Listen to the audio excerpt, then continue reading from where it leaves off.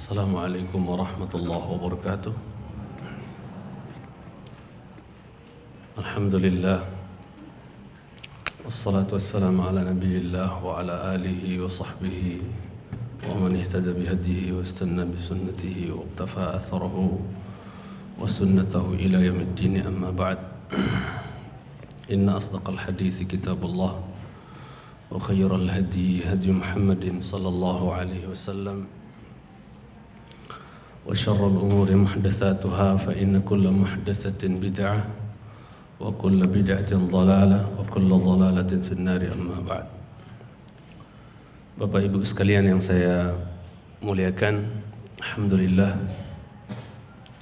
kita memuji Allah tabaraka wa taala atas semua nikmat dan anugerah yang Allah tabaraka wa taala limpahkan untuk kita semua, teriring salawat dan salam untuk Nabi tercinta Muhammad sallallahu alaihi wasallam, untuk keluarga, para sahabat, tabi'in dan atba'ut tabi'in, dan kita mohon kepada Allah tabaraka wa taala agar kita semua senantiasa diberikan keteguhan hati dalam meniti sunnah Nabi yang mulia alaihi salatu wassalam sampai kita diwafatkan oleh Allah tabaraka wa ta'ala. Amin ya Rabb. Jamaah yang saya muliakan, siapa Nabi yang diberikan oleh Allah kenikmatan dunia yang luar biasa, memiliki segalanya, harta, kerajaan, ya? Siapa? Sulaiman alaihissalam. Kira-kira dari semua yang Allah berikan kepada Sulaiman alaihissalam, begitu juga abahnya Daud alaihissalam, menurut jamaah apa dari semua yang Allah berikan itu yang paling berharga? Jawabannya betul, adalah ilmu. Oleh sebab itu, ketika Allah menerangkan dalam surat An-Naml ayat yang ke-15, Allah Jalla wa'ala tidak menyebutkan walaqad atayna Dawud wa Sulaimana mulkan, malan, dunyan atau apa. Sungguh kami telah berikan kepada Daud dan Sulaiman kerajaan atau harta, kekuasaan, kekuatan dan yang lain. Tidak. Malah yang Allah sebutkan apa jemaah? Ilman. Walaqad atayna Dawud wa Sulaimana ilman. Sungguh kami telah karuniakan kepada Daud dan Sulaiman itu apa? Ilmu. Padahal apa yang tidak dimiliki oleh Daud dan Sulaiman, tapi ternyata Allah Subhanahu wa taala menyebutkan dari karunia-karunia yang Allah anugerahkan kepada keduanya, Allah menyebutkan ilmu sebagai wakil. Menunjukkan, ayat ini menunjukkan bahwa jemaah, di sisi Allah, di mata Allah, yang lebih berharga, lebih mahal itu perhiasan dunia atau ilmu? Ilmu. Semoga Allah merahmatimu ya wahai Hasanul Basri, yang pernah berkata ketika menafsirkan Rabbana atina fid dunya hasanah wa fil akhirati hasanah, ketika beliau menafsirkan ya Allah karuniakan kepada kami, Rabb kami karuniakan kepada kami kebaikan di dunia, maka beliau menafsirkan kebaikan di dunia di saat kebanyakan manusia yang ada di batok kepalanya itu kebaikan dunia apa? Materi dan harta. Ternyata Hasanul Basri rahimahullah ta'ala menafsirkan fid dunya hasanah al-ilmu syar'i. Yang disebut dengan kebaikan di dunia itu ilmu syar'i. Sekali cintai karena Allah tabaraka wa ta'ala, yang menjadikan Ibunda Aisyah harus geleng-geleng kepala. Kok ada orang cerdas kayak gitu ya, nafsirin fid dunya hasanah pakai ilmu syar'i, bukan materi. Itu orang cerdas itu. Ya. Apa ya? Keciprat keberkahan Baitun Nubuwah, rumah kenabian. Di mana Hasan Basri pernah nyusu sama salah satu di antara ummahatul mukminin, Ummu Salamah radhiyallahu taala anha wa ardhaha. Ya. Fi dunya hasanah, kebaikan di dunia yang kita minta itu apa artinya kata beliau? Ilmu syar'i, ilmu syar'i. Bukan ilmu dunia dan yang lainnya. Meski cintai Allah. Jadi jelas ayat ini menunjukkan bahwa harta benda, kekuasaan, jabatan, popularitas dan yang lainnya hina, itu rendah, tidak ada harganya. Ilmu la ya'diluhu syai', kata Imam Ahmad, nggak ada duanya ilmu itu. Ya, patri itu tidak ada duanya ilmu itu. Mahal jemaah sekalian cintai Allah. Mahal, berharga ilmu itu. Ya. Dan para nabi jemaah itu kita sudah tahu ilmunya, bahwasanya para nabi itu adalah khairu khalqillah. Mereka itu adalah makhluk terbaik Allah, hamba terbaik Allah, manusia-manusia pilihan, manusia-manusia terbaik yang pernah hidup di bawah kolong langit. Ini karena disatuin atau kenapa? Hah? Lumayan mengganggu. Satu aja kali. Ini nggak harus dua toh? Wahid. Taib. Masih pula.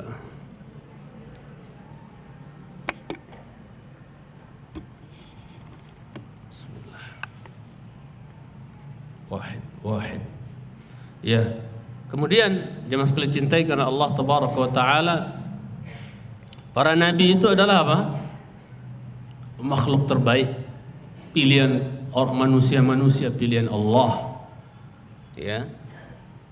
Ternyata kita dapatkan dalam sebagian hadis seperti hadis Abu Daud, Tirmidzi dan yang lainnya dari sahabat Abu Darda radhiyallahu taala anhu, bahwa kita dapatkan sabda Rasulullah SAW bahwa al-anbiya warasatul al-ulama warasatul anbiya, bahwasanya para ulama itu adalah pewarisnya para nabi. Wa innal anbiya lam yuwarrisu dinaran wala dirhama, dan hanya saja para nabi tidak pernah mewariskan dinar dan dirham. Ini mukaddimah ya. Wa innama warrasul ilma, hanya saja yang mereka wariskan itu apa jemaah? Ilmu. Kira-kira kalau kita udah sepakat ya, para nabi itu manusia terbaik pilihan Allah, manusia paling sudahlah ya, khairu khalqillah, sebaik-baik ciptaan Allah ya, hamba Allah, para nabi. Kira-kira kalau manusia terbaik ketika hendak mewariskan sesuatu, kira-kira warisannya itu gimana jemaah? Murahan atau termahal, terbaik kira-kira menurut jemaah? Jelas ini pasti orang terbaik kalau mewariskan sesuatu pasti juga yang terbaik. Nggak mungkin orang terbaik warisannya cek-cek. Mungkin? Nggak mungkin. Ya. Sekali cinta pasti yang diwariskan adalah yang terbaik. Ternyata kita dapatkan dalam hadis ya, wa innal anbiya lam yurisu dinaran wala dirhama wa innama warasul ilma. Hanya saja para nabi itu tidak mewariskan dinar dan dirham, yang mereka wariskan adalah apa? Ilmu. Berarti ilmu itu apa? Terbaik, tidak ada duanya, termahal. Jemaah sekalian cintai sama taat. Ingat ketika Fatimah datang kepada Abu Bakar, mana warisan abahku Abu Bakar? Mana? Sini.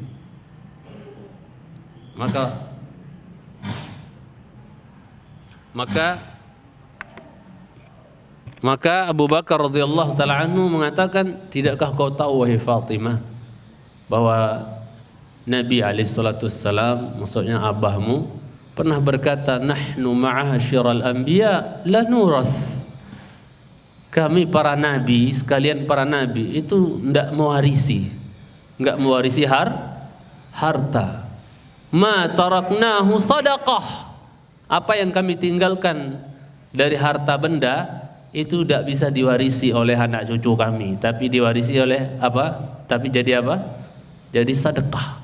Jadi sedekah. Tidak bisa diwarisi jemaah sekalian cintai Allah. Karena yang diwarisi oleh para nabi semata-mata apa jemaah?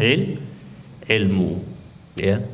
Kemudian saya tambahkan faedah lagi sebelum kita lanjut pelajaran tafsir, bahwa jemaah yang saya muliakan, untuk sampai kepada ilmu, ya, atau jalan yang sangat cepat untuk menyampaikan kita kepada ilmu, di antaranya adalah hendaknya kita memperbaiki akhlak jemaah. Ini penting banget. Ya. Kenapa sebagian orang kok susah ilmu itu terserap? Kenapa kok sebagian orang ilmu itu kayaknya masuk telinga kanan keluar telinga kiri gitu loh, cuman numpang lewat, nggak rasikh. Ya, sangat kita khawatirkan di antara penyebab utamanya adalah su'ul akhlaq wal adab. Buruknya apa? Akhlak dan adab. Mas sekalian cintai Subhanahu wa ta'ala. Semoga Allah merahmati salafus salih dahulu, belajar akhlak 30 tahun, belajar ilmu 20 tahun. Penting mana berarti? Karena apa manfaatmu otakmu tuh, bahasa kasarnya batok kepalamu penuh sama ilmu. Ilmu apa ya ada tuh, safe di sini. Udah kayak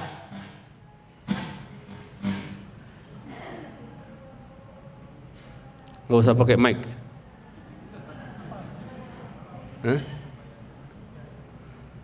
Jadi jemaah sekalian cintai Subhanahu wa ta'ala, apa manfaatnya ini kepala penuh dengan ilmu tapi akhlak tidak baik, tidak sopan, tidak santun, tidak rahim, tidak penyayang sama anak kecil, sama orang lebih tua, sama guru, gak punya akhlak. Apa manfaatnya? Semoga Allah merahmati Imam Syafi'i, Imam Malik, kalau ngutus anaknya belajar sama ulama lain, yang dipesankan adalah apa? Nah, kau berilmu tentang satu bab akhlak, satu bab adab, itu lebih baik dan lebih bapak cintai dibandingkan kau mengetahui dan alim tentang 70 bab fikih. 70 bab fikih. Apa enggak jadi kiai besar di Indonesia kalau menguasai 74 bab fikih misalnya? Atau secara umum 70 bab ilmu. Subhanallah. Wong sekarang di negeri kita orang mantan artis hilang sebulan 2 bulan muncul jadi ustadz aja laku, hebat. Ya, apalagi mengetahui, mengilmui, menghafal, menguasai 70 bab ilmu. Wah, udah kayak jadi apa tuh? Tapi kau tahu satu bab akhlak itu lebih bapak sukai dan lebih bapak cintai. Karena subhanallah, ilmu kalau tidak dihiasi dengan akhlak mulia, gimana tuh jemaah? Nggak respect orang, jelek. Apa sih itu ustaz? Ya, ilmunya doang wakeh tapi akhlaknya nggak bagus, nggak baik. Orang nggak respect jemaah. Akhlak itu luar biasa. Ya, makanya ya di antara yang bisa menolong kita, membantu kita untuk bisa sampai kepada ilmu yang sahih, ilmu yang benar, itu harus kita tazkiyah dulu akhlak kita.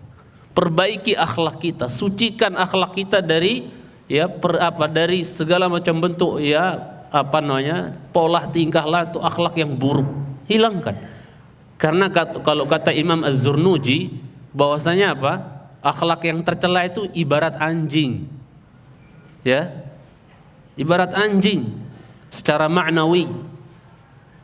Kata beliau, sebagaimana malaikat nggak sudi masuk ke dalam rumah yang ada anjingnya, paham? Maka ilmu juga nggak sudi masuk ke dalam hati yang di situ banyak maksiat dan jelek akhlaknya. Nggak mau. Apa jemaah? Bertolak belakang, nggak mau dia, nggak klub. Maka perbaiki akhlak kita jemaah sekalian cintai. Ya, perbaiki adab kita, akhlak kita. Ya, tazkiyah jiwa kita, akhlak kita, sehingga ilmu serot gampang masuknya, ya, mudah. Ya, Allah berikan taufik, ya, dimudahkan kita untuk meraih ilmu. Makanya kalau kita lihat Al-Jumu'ah ayat 2, itu Nabi kita kerjaannya membersihkan, mensucikan ya jiwa orang, akhlak orang, atau ngajarin Quran langsung. Coba lihat Al-Jumu'ah ayat 2. Huwallazi ba'atsa fil ummiyina rasulan minhum. Apa kerjaannya? Yatlu alaihim ayatihi, terus wa yuzakkihim, terus wa yu'allimuhumul kitaba wal hikmah. Coba lihat urutan yang keren. Allah enggak mengatakan huwallazi ba'atsa fil ummiyina rasulan minhum yatlu alaihim ayatihi wa yu'allimuhumul kitaba wal hikmata wa yuzakkihim. No. Mana duluan disebut? Coba lihat, udah ketemu enggak Al-Jumu'ah ayat 2? Coba siapa yang baca artinya? Dialah Allah.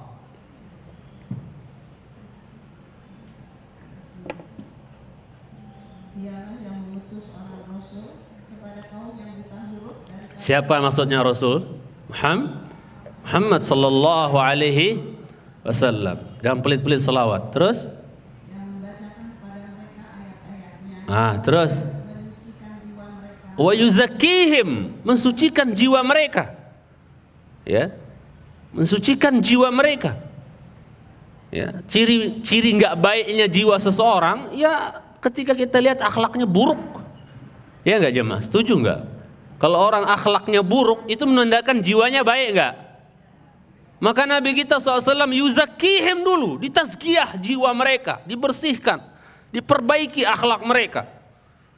Ya, subhanallah. Lihat akhlaknya para sahabat jemaah. Didikan Rasulullah SAW. Ya, luar biasa. Sampai ketika Rasul duduk-duduk, dalam hadis yang sahih ada burung nyamber-nyamber. Ya, kenapa itu burung nyamber-nyamber?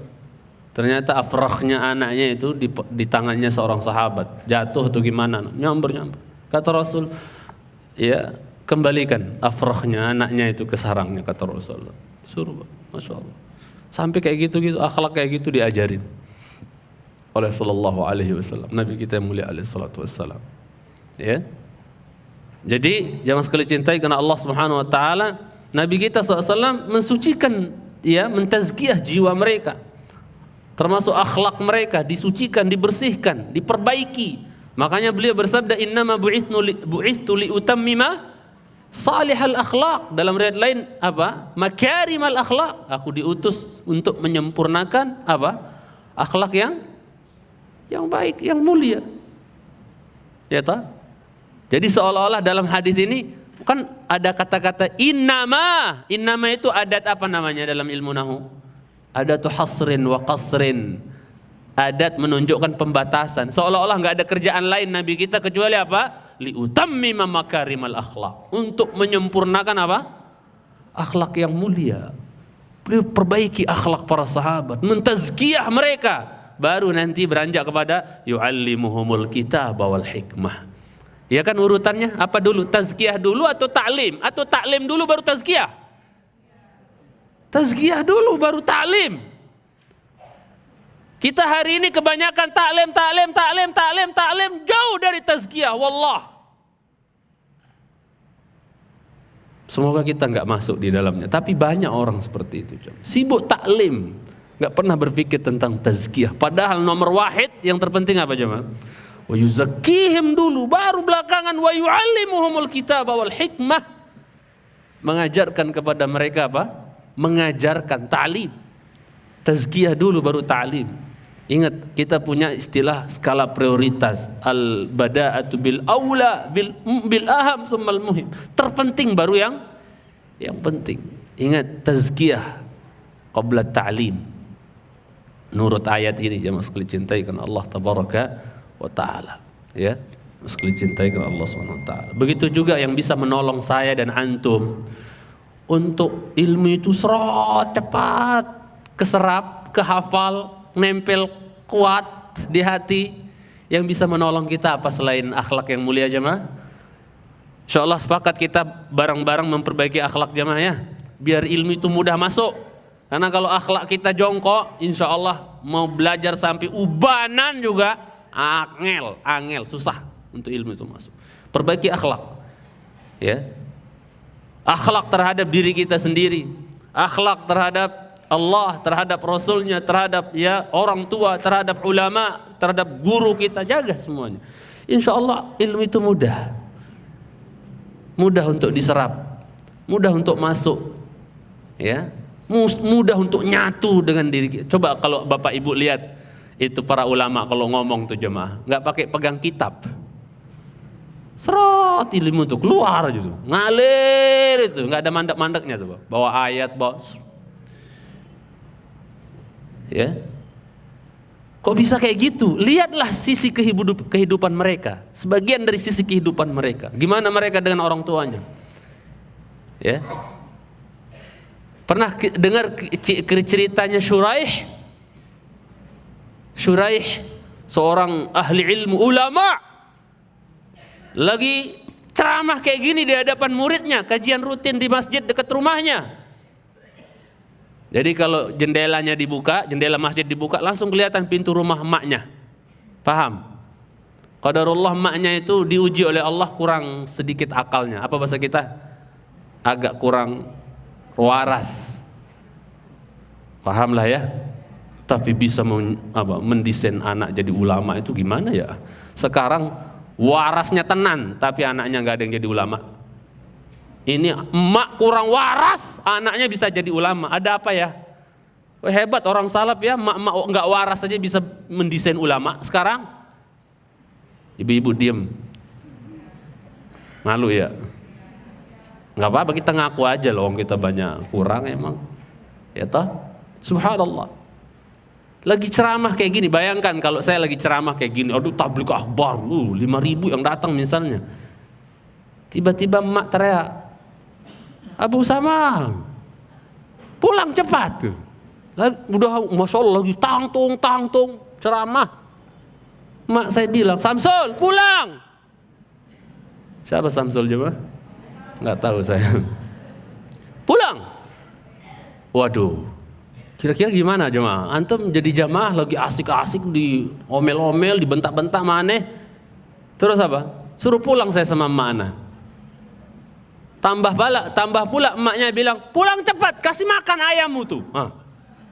Kira-kira gimana? Itu emak saya dengar apa ya kata orang, kata jamaahnya kali.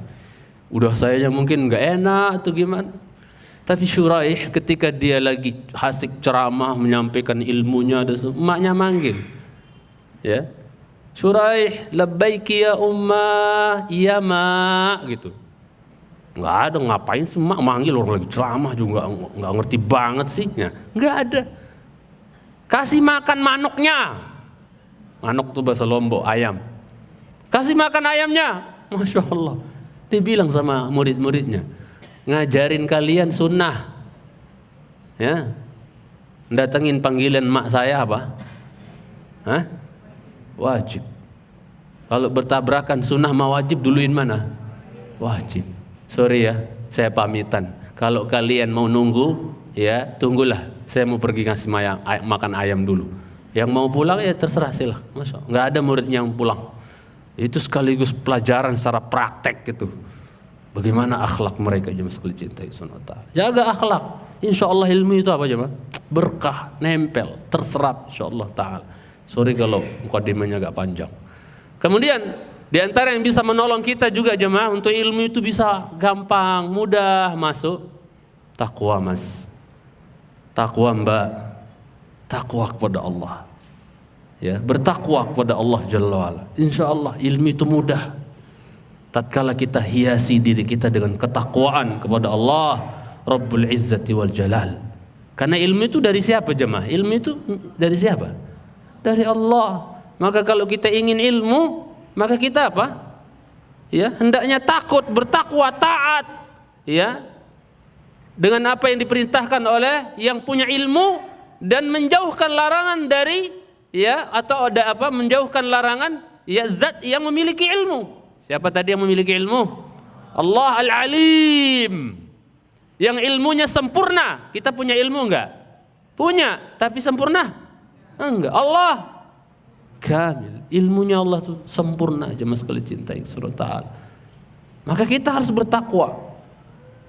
Ya, ada ungkapan ya, ma indallah la yunalu illa bi ta'atillah. Apa yang ada di sisi Allah dari karunia, ya, baik itu harta, baik itu ilmu, apalagi ilmu yang merupakan harta termahal. Ma indallah, apa yang ada di sisi Allah, la yunalu illa bi ta'atillah. Apa artinya itu? Ma indallah la yunalu illa bi ta'atillah. Apa artinya? Apa yang ada di sisi Allah nggak mungkin diraih kecuali dengan apa? Taat kepada Allah yang memiliki sesuatu itu, memiliki karunia itu. Allah yang punya ilmu. Nggak akan Allah kasih ilmu buat kita kalau kita nggak apa?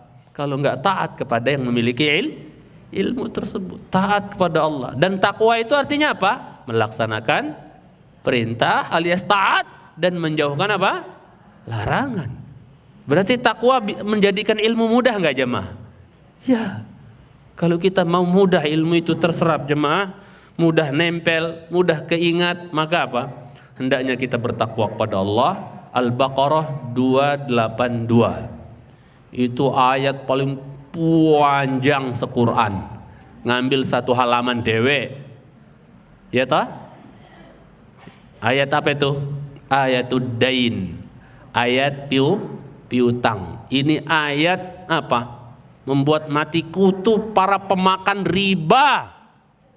Ini ayat. Ya, ini ayat adalah apa? Ya, palu gada besar yang ngempung kepalanya pemakan riba, ini ayat. Ya. Ayat tentang apa? Ad-dain. Ayat tentang utang piutang. Sekaligus ayat notariat, masuk ke notariatan. Ya mas sekali cintai Subhanahu wa ta'ala. Ya.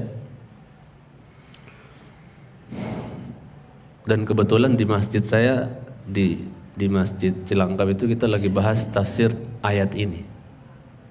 Ayat paling panjang dalam Al-Baqarah, ayatud dain. Setelah bicara panjang lebar tentang riba, maka 282 ini bicara tentang utang piutang, ya mas sekali cintai. Gimana adabnya dalam utang piutang? Harus ditulis, ada saksi dan yang lainnya. Ya. Apa kata Allah? Al-Baqarah 282 di akhir ayat. Apa kata Allah? Wattaqullah, wattaqullah. Apa artinya? Bertakwalah kalian kepada Allah. Wa yu'allimukumullah. Allah sendiri yang akan ngajar. Coba, keren banget loh jemaah. Allah sendiri. Wa yu'allimukumullah. Allah sendiri yang bakal ngajar kalian loh.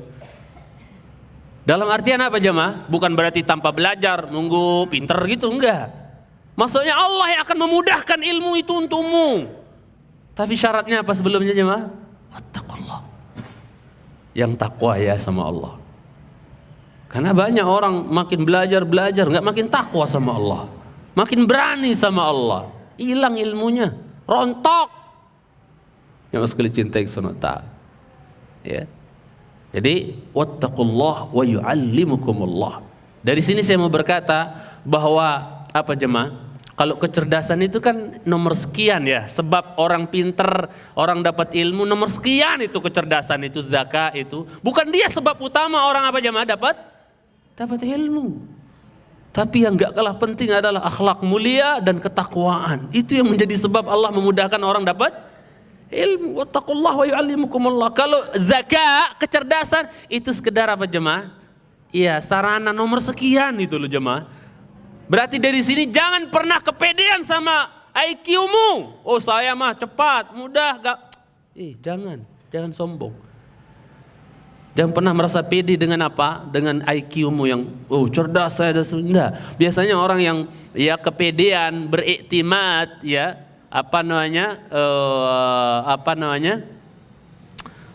orang yang dalam artian orang yang kepedean atau orang yang mengandalkan kecerdasannya dalam menuntut ilmu, itu biasanya nggak langgeng loh ilmunya, nggak awet jemaah. Hafal, ntar hilang. Makanya Imam Sya'bi ketika ditanya di antara empat sebab Imam Sya'bi dapat ilmu, binafil i'timad. Dalam artian apa? Jangan kau sandarkan dirimu, maksudnya jangan kau bersandar kepada dirimu sendiri dalam menuntut ilmu itu. Sandarkan dirimu kepada siapa? Allah. I'tamid 'ala Allah. Jangan bersandar sama dirimu. Karena kalau kau bersandar sama dirimu, ilmu enggak akan kau dapat. Kau hafal sarang, besok lupa. Karena kau bersandar sama dirimu. Coba umurmu udah beranjak agak tua dikit, emang awet itu? Ya? Tapi kalau modal ketakwaan dihiasi dengan akhlak dan yang lainnya jemaah sekalian cintai, itu ilmu kok ajaib, kayak nempel gitu jemaah. Rasikh, kuat, nggak hilang. Subhanallah. Lihat para ulama jemaah, karena makin takwa, ya, makin baik akhlaknya, makin banyak menderma, membantu dan seterusnya. Itu mau setua apapun itu kayaknya, masya Allah, bawa hadis itu kayaknya apa gimana? Serot, ngalir aja itu. Ya. Yang sekali cintai Allah SWT. Jadi jangan pernah merasa cerdas dan pintar hanya disebabkan karena IQ kita, kecerdasan kita. Itu nomor sekian. Yang paling aula itu adalah ketakwaan kita kepada Allah yang menjadi sebab ilmu itu nempel jemaah sekalian cintai karena Allah Subhanahu wa taala. Jadi saya mau berkata di sini bahwa kadar engkau dapat ilmu itu sesuai dengan kadar ketakwaanmu. Seberapa kadar takwamu, sebegitu juga kadar Allah kasih kau ilmu. Tolong ditulis itu jemaah. Ini mungkin sepele, mudah dihafal, tapi tolong dicatat jemaah. Kalau enggak dicatat di hati, di kertas, catat di hati jemaah sekalian cintai, bahwa ya, sering saya berkata, kadar kau dapat ilmu tergantung kadar ikhlasmu. Itu udah ana sampaikan di beberapa majelis yang lalu. Ya toh? Kadar kau dapat ilmu sesuai dengan kadar pengagunganmu terhadap ilmu. Udah saya sampaikan.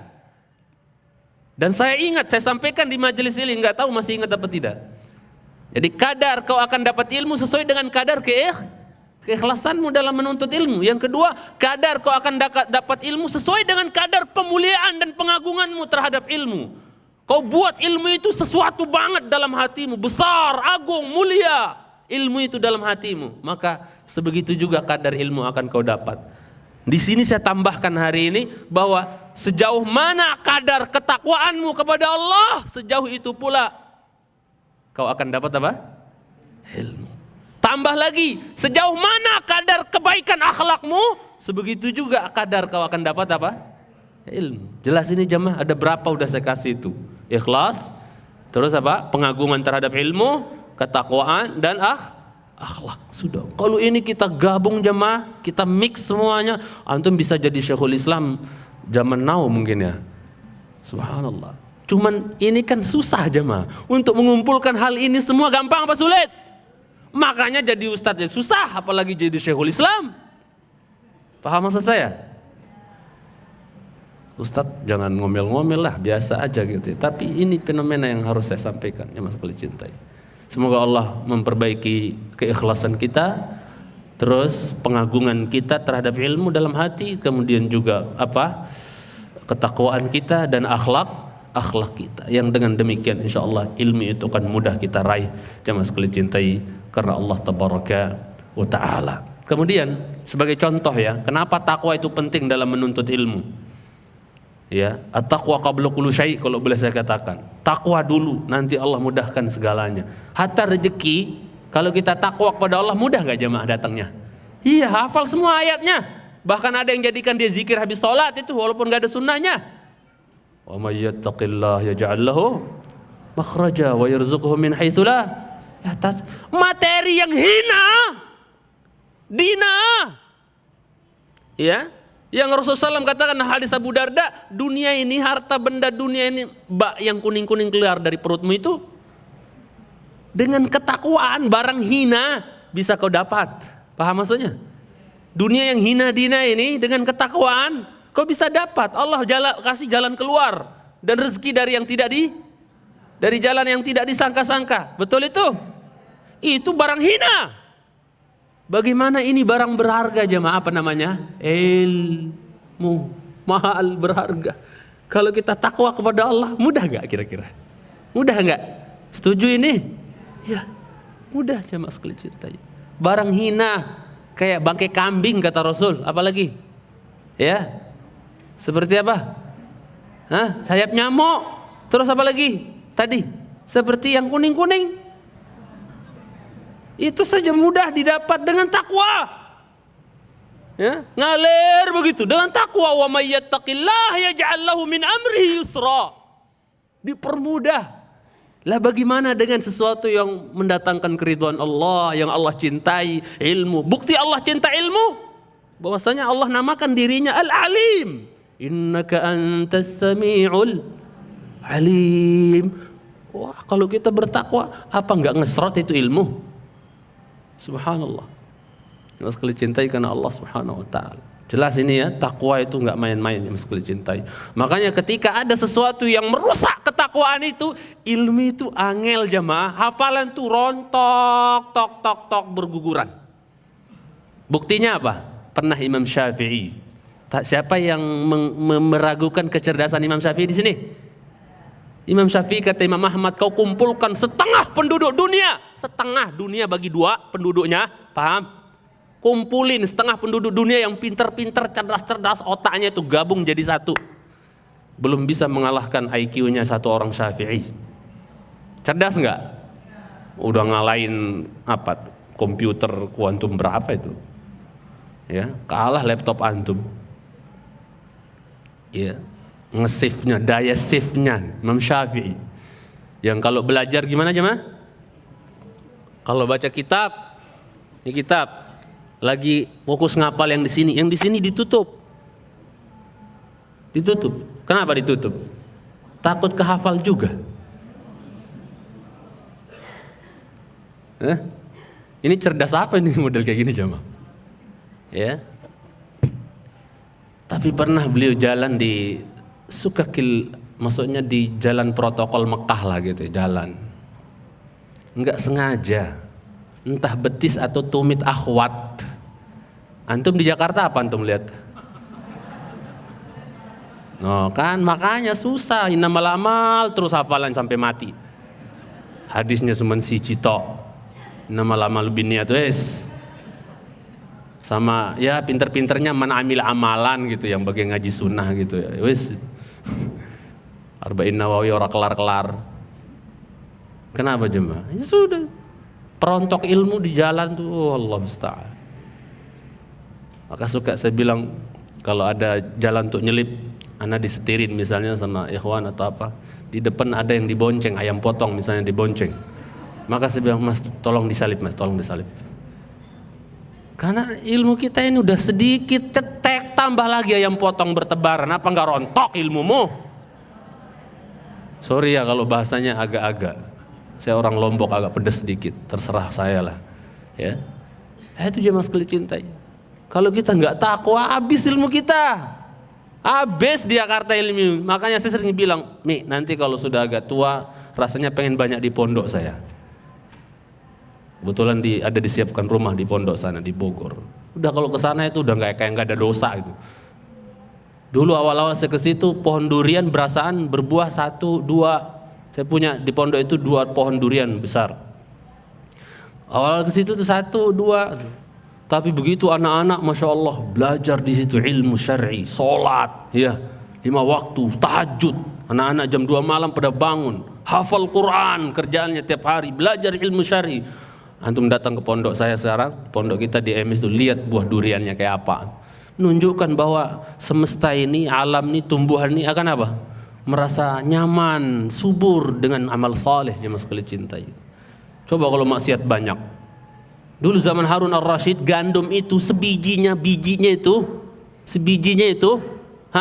gedenya kayak apa? Kayak jempol. Mungkin juga padi dulu sejempol kali gedenya bijinya itu. Zaman-zaman dunia masih penuh dengan amal soleh, dengan sunnah, tauhid, syirik dikit, bid'ah sedikit. Lah sekarang, wajar Ibnu Hazm pernah berkata, tidak ada batasan tersedikit daripada mahar itu. Mahar tidak ada batasan terbanyak dan tidak ada batasan terendah dari mahar yang diberikan untuk istri. Enggak ada. Sampai Ibnu Hazm mengatakan, bahkan kalau ada orang ngasih mahar istrinya hanya sebiji gandum, sah. Dulu gandumnya gadang-gadang, gede-gede. Ya. Kata Ibnu Hazm itu, ya. rahimahullah, ulama dari Spanyol, Andalusia, yang sekali cintai sunnah ta'ala. Itu takwa jemaah, takwa. Maka Imam Syafi'i ketika tanpa sengaja, nggak sengaja ngelihat tumit akhwat kalau nggak salah. Tumit sekarang nggak tahu namanya itu, Allah musta'an. Ya, tumit. Kalau nggak betis, tumit setahu saya itu, nggak sengaja. Itu langsung kayak rontok hafalannya jemaah. Sampai dia membuat senandung syair gitu, maksudnya bait syair, ya, menceritakan tentang kondisi yang menyedihkan bagi diri beliau. Ya Allah, saking jauhnya mereka dari dosa jemaah ya. Antum sekarang di HP saja udah, hatta antum cari ceramah ustadz di YouTube saja, udah banyak itu selang-selingnya macam-macam. Ya, iklan apa dulu kayak muncul, anak paling kesel itu. Mau buka ceramah ustadz siapa, iklan dulu macam-macam. Allah musta'an. Maka memang harus bertakwa kita jemaah sekalian cintai sunnah ta'ala. Ya. Jadi dia rasakan ilmunya rontok. Dia katakan, syakautu ila waqi'in su'a hifdhi fa arsyadani ila tarkil ma'asi wa a'lamani bi anna al-ilma nurun wa nurullahi la yahda li'asi. Aku curhat sama Waqi'. Ada yang bilang Waqi' gurunya, Waqi' bin al-Jarrah gurunya. Ada yang mengatakan dia temannya, saya lebih condong teman. Aku apa? Aku curhat sama Waqi' tentang jeleknya hafalanku. Dia nasihatin saya, tinggalkan maksiat Syafi'i. Padahal maksiatnya cuma apa jemaah?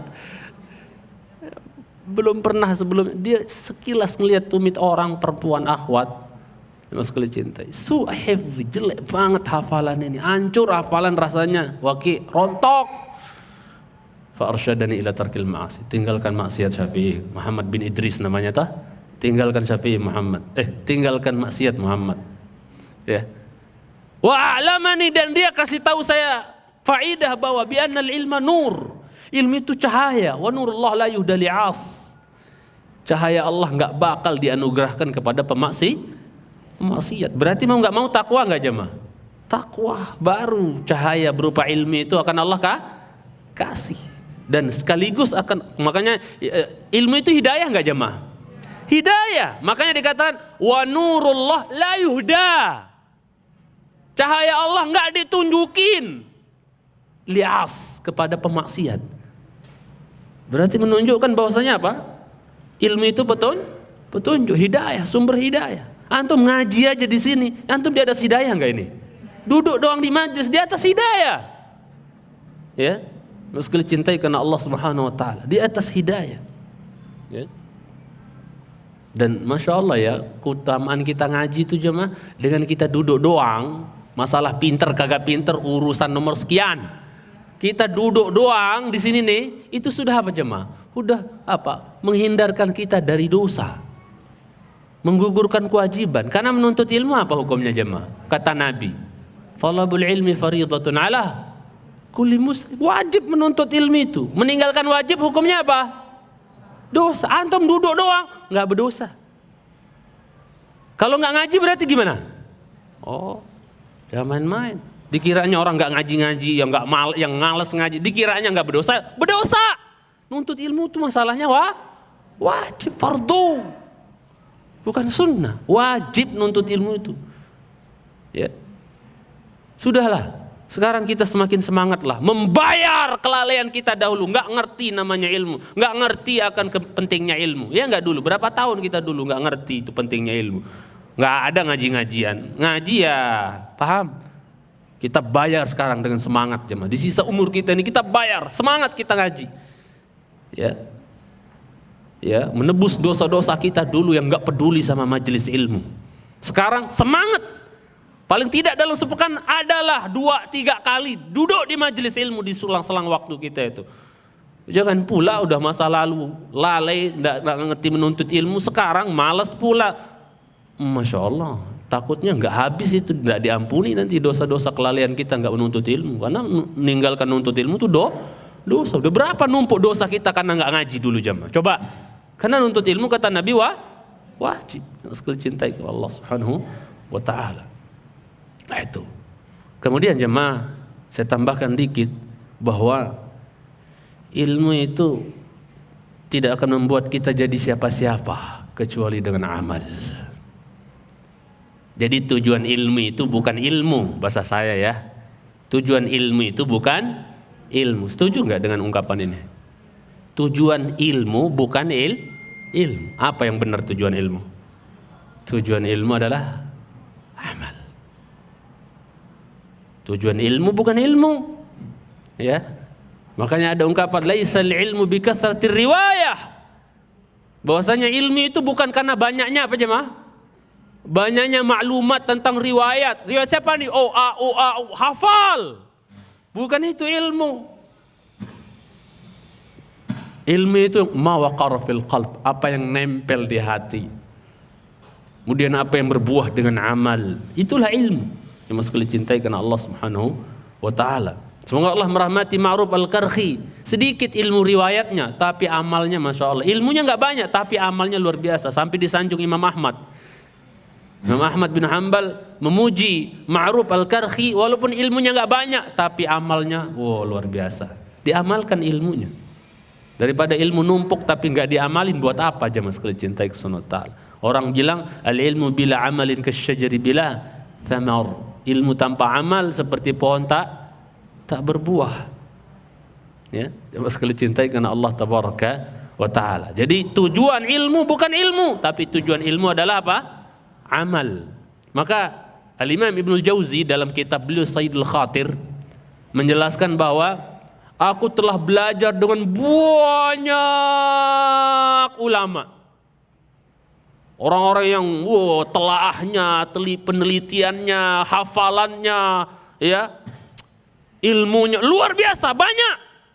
Guru-guru saya banyak dulu saya belajar. Tapi pada akhirnya, perhatikan ini.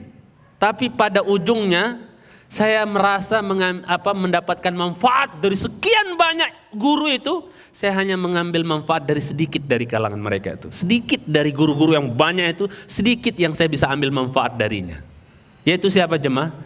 Yang ilmunya setelah saya cek-cek dari guru-guru saya itu, kan level guru sama semua atau beda-beda kayaknya? Ya, jangan samakan saya sama Ustadz ya Nuzul, Ustadz ya Abu Izzi atau Ustadz Yazid atau Ustadz Hakim atau jangan, salah fatal. Jangan apa? Dan ustadz-ustadz yang lain, Ustadz Badru itu siapa dan seterusnya. Ya, dokter-dokter yang ada dan seterusnya. Yang namanya guru apa? Berbeda-beda kapasitas ilmunya. Kan ulama itu, ahli ilmu itu diumpamakan seperti apa jemaah oleh Rasul? Seperti bulan purnama. Dan seperti bulan toh, enggak kayak matahari kan? Seperti bulan. Bulan itu mengalami perubahan fase enggak? Iya, ada bulan sabit, berarti itu ulama yang ilmunya ya ustadz yang ya gitulah, sama lah ilmunya secetek gitu. Bawahnya bulan sabit gitu. Terus yang lebih tinggi bulan yang lebih apa? Lebih tebal lagi ya ustadz siapa gitu, ulama siapa. Lebih tebal lagi ya setengah ya ustadz siapa, ulama siapa. Ada yang sempurna. Itu dah Syekhul Islam sudah itu jemaah yang ilmunya. Mataharinya siapa? Rasulullah sallallahu alaihi wasallam. Sumber ilmu, karena bulan enggak akan mencarkan cahaya kalau enggak ada pantulan cahaya dari matahari. Maka sumber ilmu siapa tuh? Dari manusia, Rasulullah SAW. Rasul diajari langsung sama yang menciptakan matahari dan bulan siapa?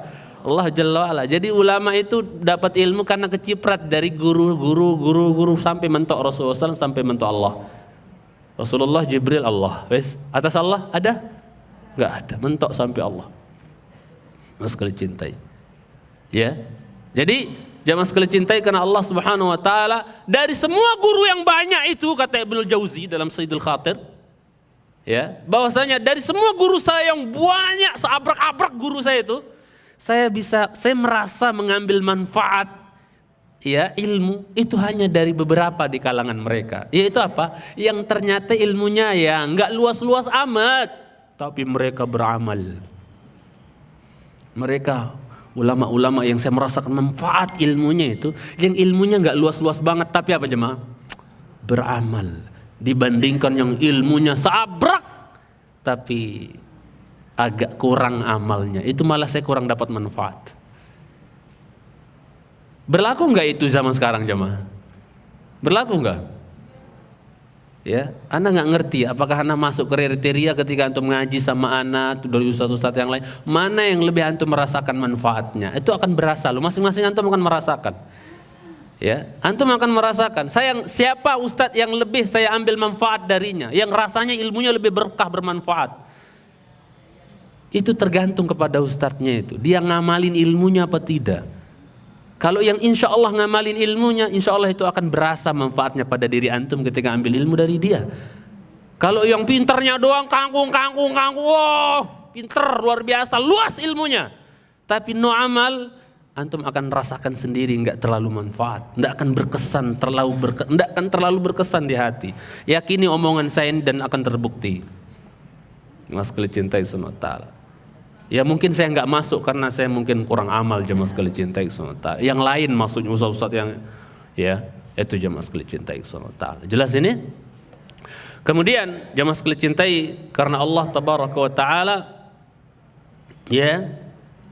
Oleh sebab itu juga ada yang perlu saya tambahkan akhir-akhir ini kok jadi setengah kajian ya jemaah, nggak apa-apa ya. Selingan lah gitu ya. Kemudian jemaah sekali cintai, kita katakan tadi ya ilmu itu ujung-ujungnya apa jemaah? Amal. Dan amal yang paling agung dari amal-amal yang ada jemaah yaitu amal hati apa amal perbuatan anggota badan? Amal hati. Amal hati yang paling nomor wahid apa jemaah? Khasyah. Amal hati yang paling ngambil amalan nomor wahid ya. Itu adalah apa jemaah? Khasyah. Tahu khasyah? Apa? Rasa takut kepada Allah Jalla wa'ala.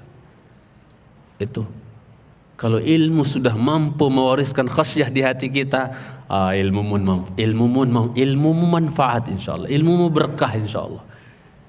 Ya, bukan ilmu-ilmuan, bukan ilmu iseng-isengan, ilmu beneran insyaallah. Kalau sudah semakin menambah rasa apa cuma takut dari hari ke hari.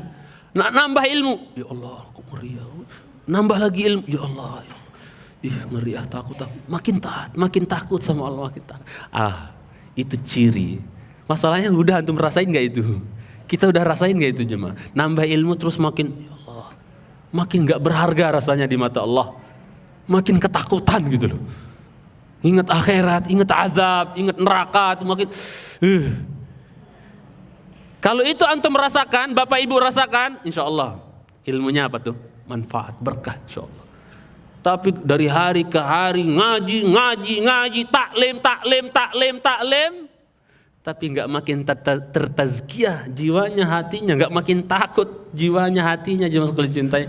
Hanya khawatir selama ini ngajinya peramai saja, hanya sekedar peramai majlis, belum mendapatkan hakikat daripada ilmu yang sebenarnya. Jemaah sekalian cintai karena Allah tabaraka wa ta'ala, ya.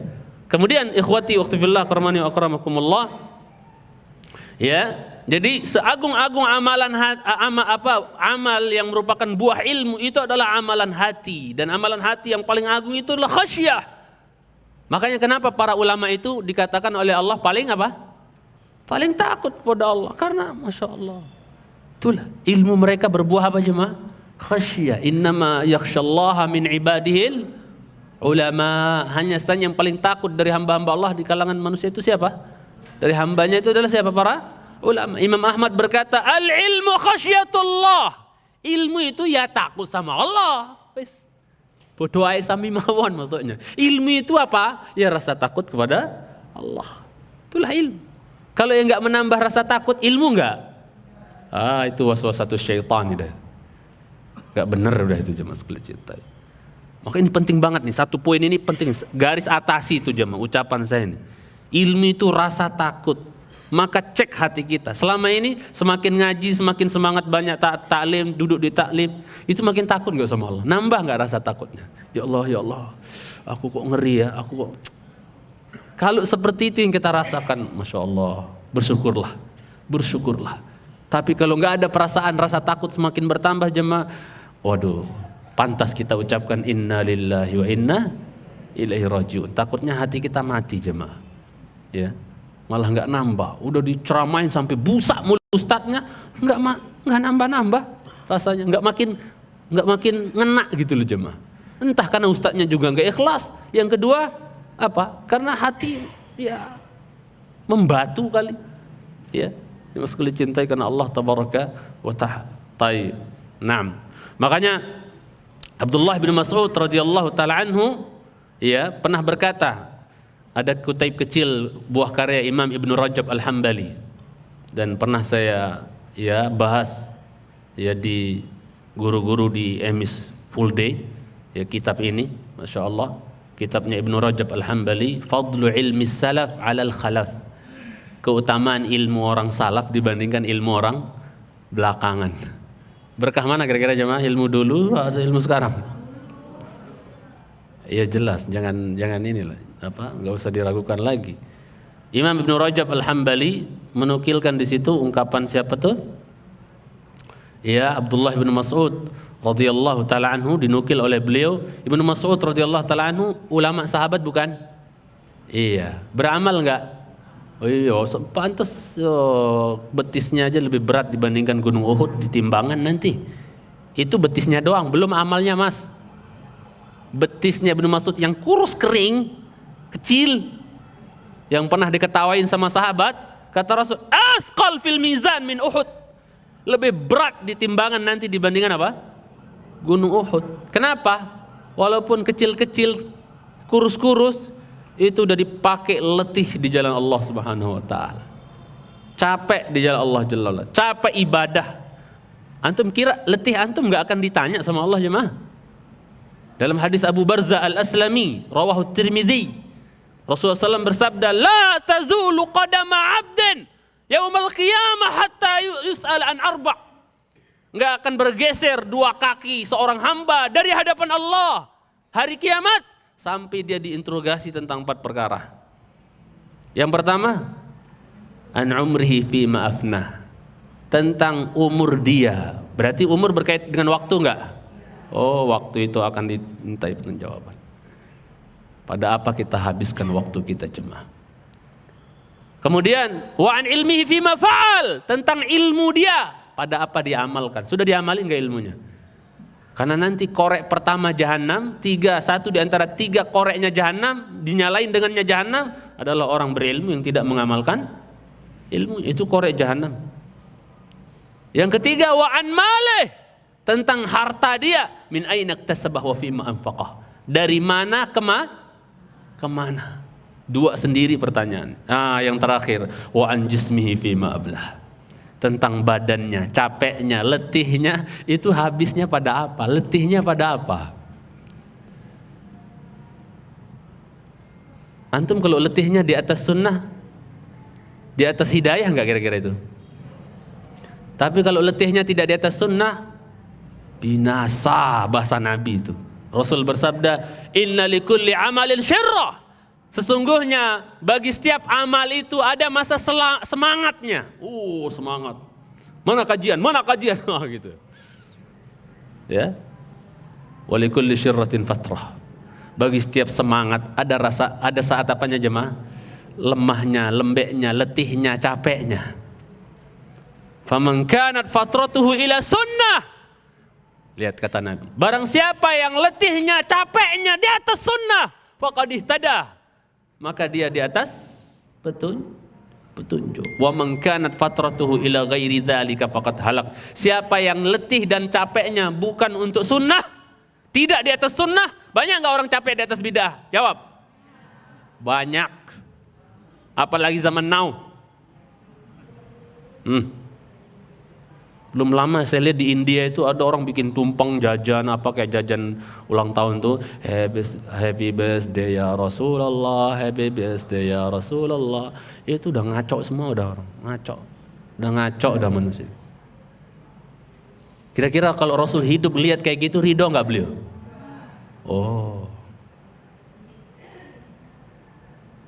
Mungkin beliau akan bilang, kalian lebih merasa pinter ya dibandingkan saya ya. Pak, Bapak kalau saya kasih uang 100 juta masing-masing mau nggak? Mau nggak Jam? Serius? Atau 1 orang lah, jangan semuanya banyak banget ini Bapak Ibu berapa nih? Insya Allah bisa saya cari. Walaupun saya ATM nggak pernah lebih dari 20 juta, tapi insya Allah saya bisa cariin 100 juta dalam sehari. Insya Allah. Saya mau kasih antum yang bisa jawab. Siap jawab? 100 juta lumayan Pak. Kalau punya utang bisa bayar lah. Mau nggak 100 juta Pak? Mau? Saya aja mau apalagi ya. Ibaratnya kalau ada tapi kagak ada. Tapi kalau saya mengusahakan hari ini bisa. Gimana kayak caranya, yang penting nggak nyolong. Saya kasih buat yang bisa jawab. Jawab ya. Saya cariin serius. Ya. Masalah hari kelahiran. Apa bahasa populernya sekarang? Maulid. Kan lagi heboh tuh. Lagi viral. Wah tuh tak sampai Saudi di macam-macamin gara-gara. Saya mau tanya. Pertanyaan pertama. Ya. Itu Rasulullah SAW, pertanyaan pertama ya. Pertanyaan pertama ini ada anak-anaknya A, B, C. Pertanyaan pertama, berapa kali Rasulullah SAW merayakan hari kelahiran beliau? Simpel kan pertanyaannya. Terus ya, berapa kali Abu Bakar merayakan kelahiran Nabi gitu. Berapa kali Umar merayakan kelahiran Nabi. Begitu juga Utsman, Ali, berapa kali merayakan hari kelahiran Nabi. Tolong jangan masukkan dulu syubhat-syubhat dari orang-orang yang muncul di media yang bilang diam dulu. Maksudnya enggak usah dulu. Berapa kali Rasulullah SAW, Abu Bakar, Umar, Utsman, Ali merayakan apa? Hari kelahiran Nabi. Berapa kali jemaah? Jawab tolong. Tunjukkan kitabnya di mana dan sebagainya. Berapa kali?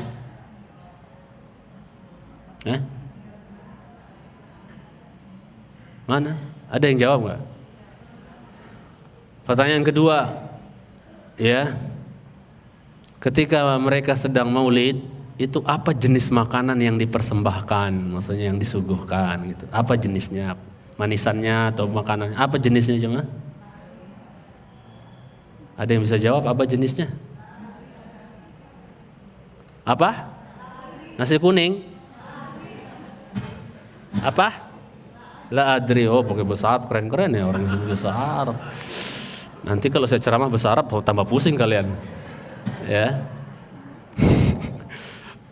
Kemudian ya, yang ketiga, grup selawatnya itu grup sahabat siapa gitu. Kan biasanya ada munsyidnya gitu ya.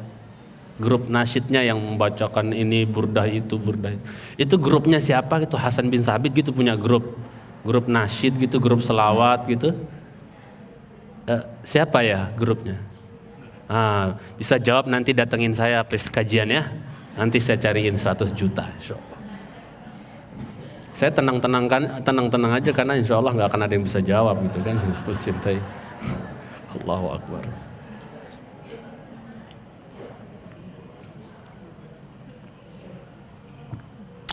Ya. Jadi kata Ibnu Mas'ud radhiyallahu taala anhu, kita kembali. Kafa, ya kata beliau, bi khasyatillahi ilman wa kafa bil ightirari 'anillahi jahlan. Ya. Kata Abdullah bin Mas'ud radhiyallahu taala anhu, cukuplah dengan rasa takut kepada Allah menunjukkan orang itu berilmu. Jelas ini? Sudah paham maksudnya? Ya. Kata beliau, cukuplah dengan rasa takut kepada Allah, orang itu dikatakan punya ilmu. Orang berilmu itu dilihat dari apa jemaah? Maksudnya dilihat dari rasa takutnya. Kalau dia bertambah rasa takutnya, itu alim sejati itu jemaah. Cukuplah rasa takut itu menjadi bukti orang berilmu. Sedangkan cukuplah keterpadayaan seorang itu ya dari Allah, keterpadayaan seseorang dari Allah menjadi bukti dia orang bodoh. Dalam artian apa jemaah? Berilmu, banyak ilmu, koleksi, ngaji, tapi makin berani sama Allah, paling maksiat. Maksudnya makin maksiat sama Allah Jalla, cukup menjadi bukti itu adalah kebodohan bagi dia. Maksudnya menunjukkan orang itu jahil. Paham maksud beliau Ibnu Mas'ud? Cukup rasa takut kepada Allah menjadi bukti orang berilmu, dan cukup keterpadayaan dari Allah dalam artian terjerumus dalam maksiat menjadi bukti orang itu bodoh. Jelas maksud beliau? Itu jangan sekali cintai karena Allah tabaraka wa taala, ya. Kemudian terakhir jangan sekali cintai karena Allah Subhanahu wa taala, baru kita masuk bahwa di antara ciri-ciri orang yang benar-benar berilmu, ciri-cirinya, walaupun nggak haram sih orang alim berilmu kemudian punya harta, mungkin nggak haram sih. Cuman jemaah, ciri khasnya orang berilmu itu mereka tidak glamor, tidak bermewah-mewahan dalam perkara dunia. Akan sangat jemaah, akan sangat tidak etis gitu. Ada ustadz datang kajian, ya mobil pribadinya misalnya Lamborghini udah kelewatan lah, Land Cruiser lah gitu. Land Cruiser udah, ustadz mobilnya Land Cruiser. Itu kan orang akan bertanya-tanya, itu tarifnya piro iki? Ya toh? Makanya bukan haram, maksudnya bukan haram, cuman kayak nggak nyambung ilmu itu dengan keglamoran itu jemaah. Makanya rata-rata ulama dahulu jemaah? Sederhana ya kehidupan. Ya. Nabi kita SAW saja kendaraannya apa dulu? Di antara kendaraan beliau, himar. Apa himar? Keledai, ceketer zaman sekarang jemaah. Ceketer itu. Tahu ceketer itu? Ya pokoknya apalah. Ada kan motor yang zaman bala itu jemaah. Allah musta'an. Zuhud. Tidak bermewah-mewahan jemaah sekalian cintai. Sekali lagi saya mau kata enggak haram. Cuman agak kurang nyambung ilmu itu dengan kemewahan. Quran yang mensinyalir itu. Ya. Jemaah sekalian cintai karena Allah tabaraka wa ta'ala. Coba Al-Qasas 79-80.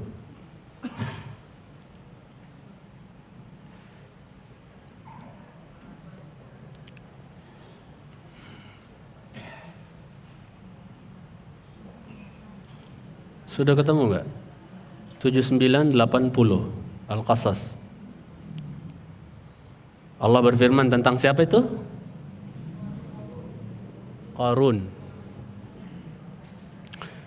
Allah katakan, ya, فخرج على قومه في زينته قال الذين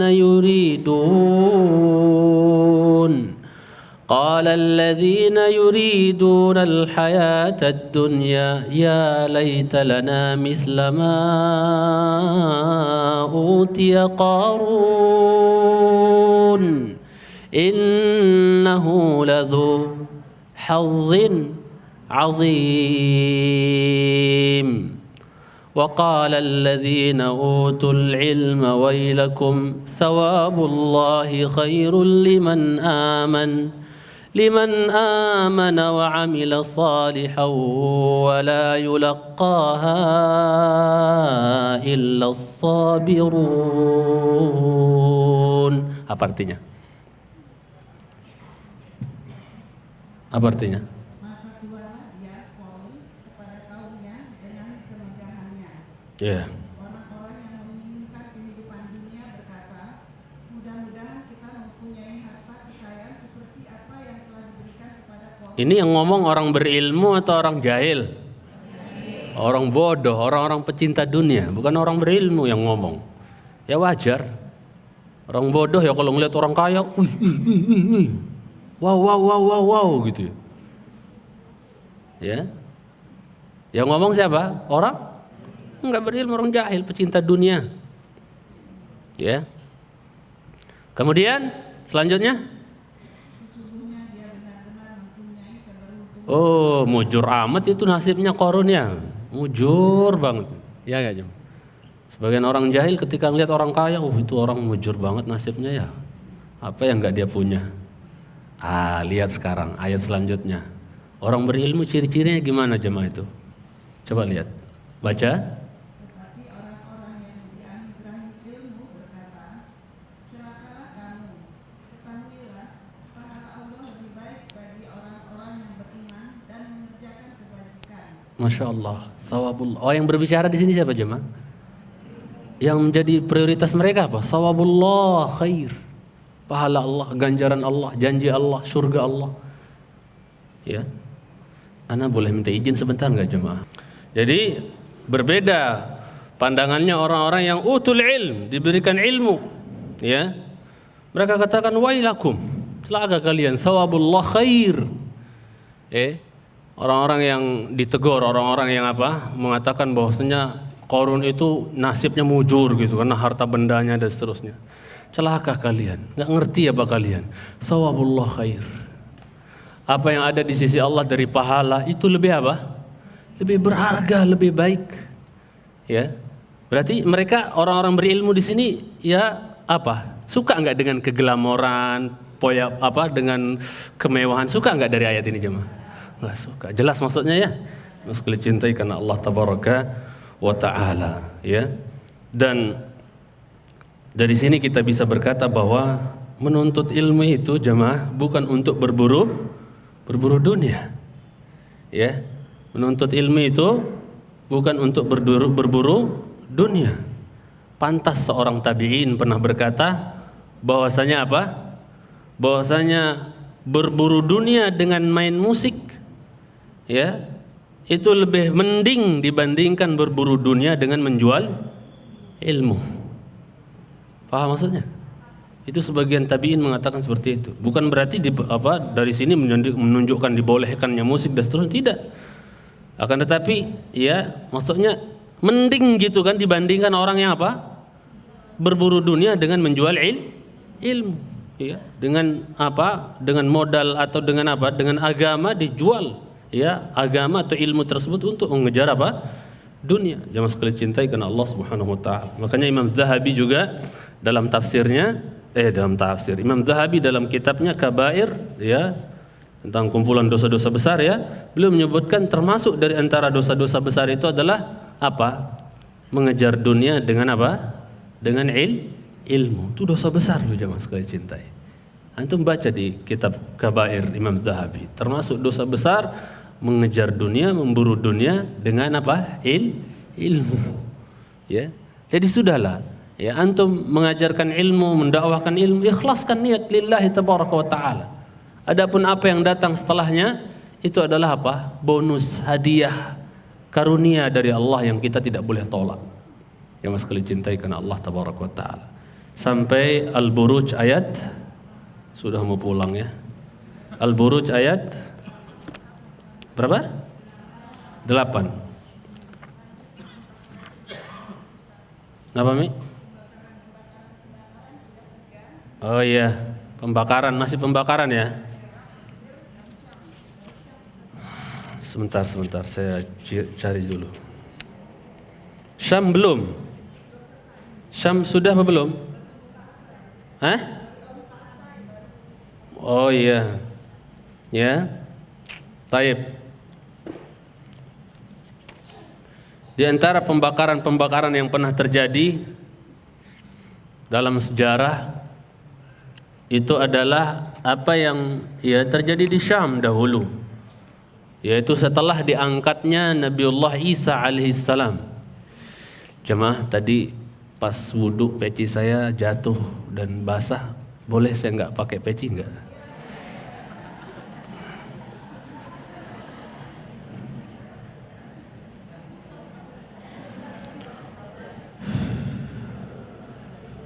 Kemudian jemaah sekalian cintai karena Allah Subhanahu wa taala.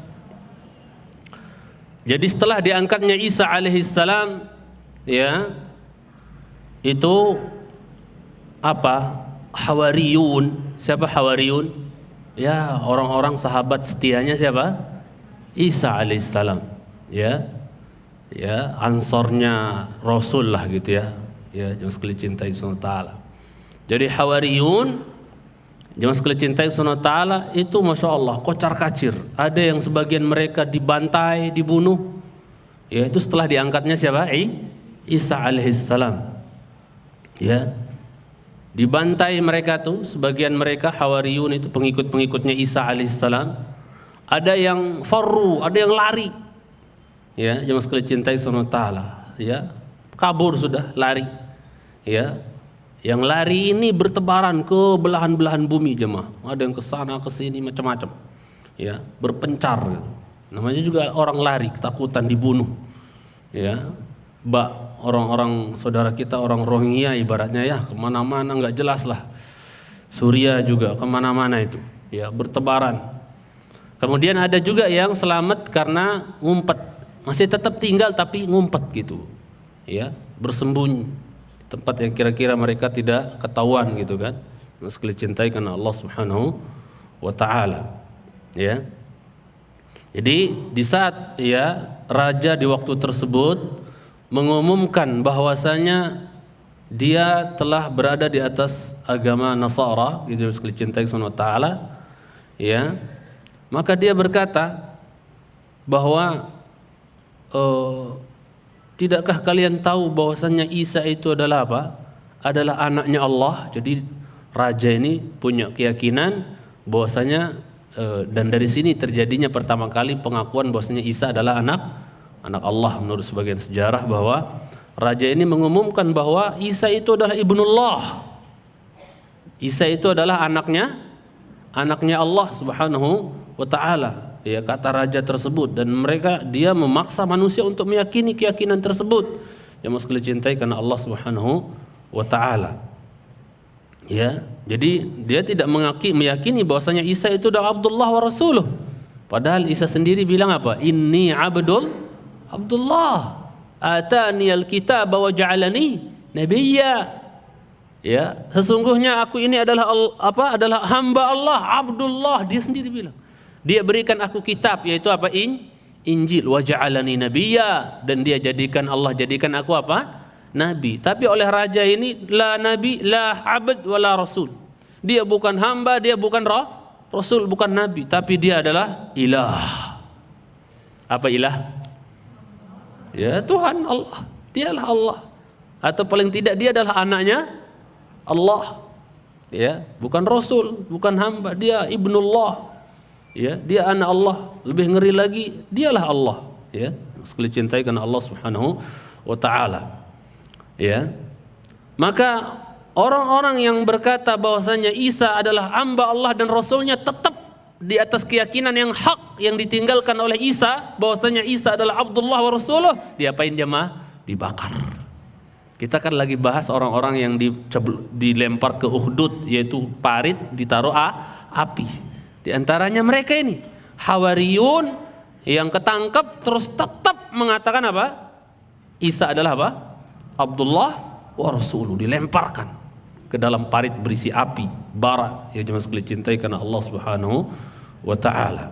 Ya, dari situlah mulai ya pemikiran yang dikenal dengan fikratus salib, pemikiran salib, sekalian cintai karena Allah Subhanahu wa taala.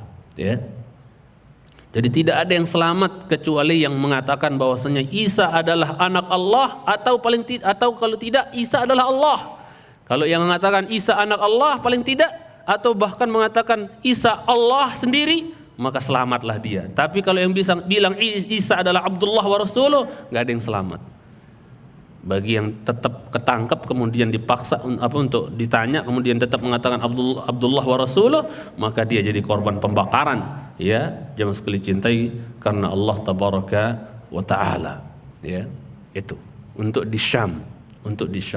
Nah, di antara yang kabur itu jemaah, ya, di antara yang kabur itu nanti adalah apa yang kita akan bawakan ceritanya di hadis Sahih Muslim dan ada di tafsir Ibnu Katsir ceritanya, yaitu tentang rahib. Pernah dengar kisah rahib yang anak bocah mau belajar sihir sama tukang sihir ulungnya si raja, ya kan? Nanti kan ini yang keempat jemaah sekalian cintai yang saya mau sampaikan, yaitu pembakaran di Yaman.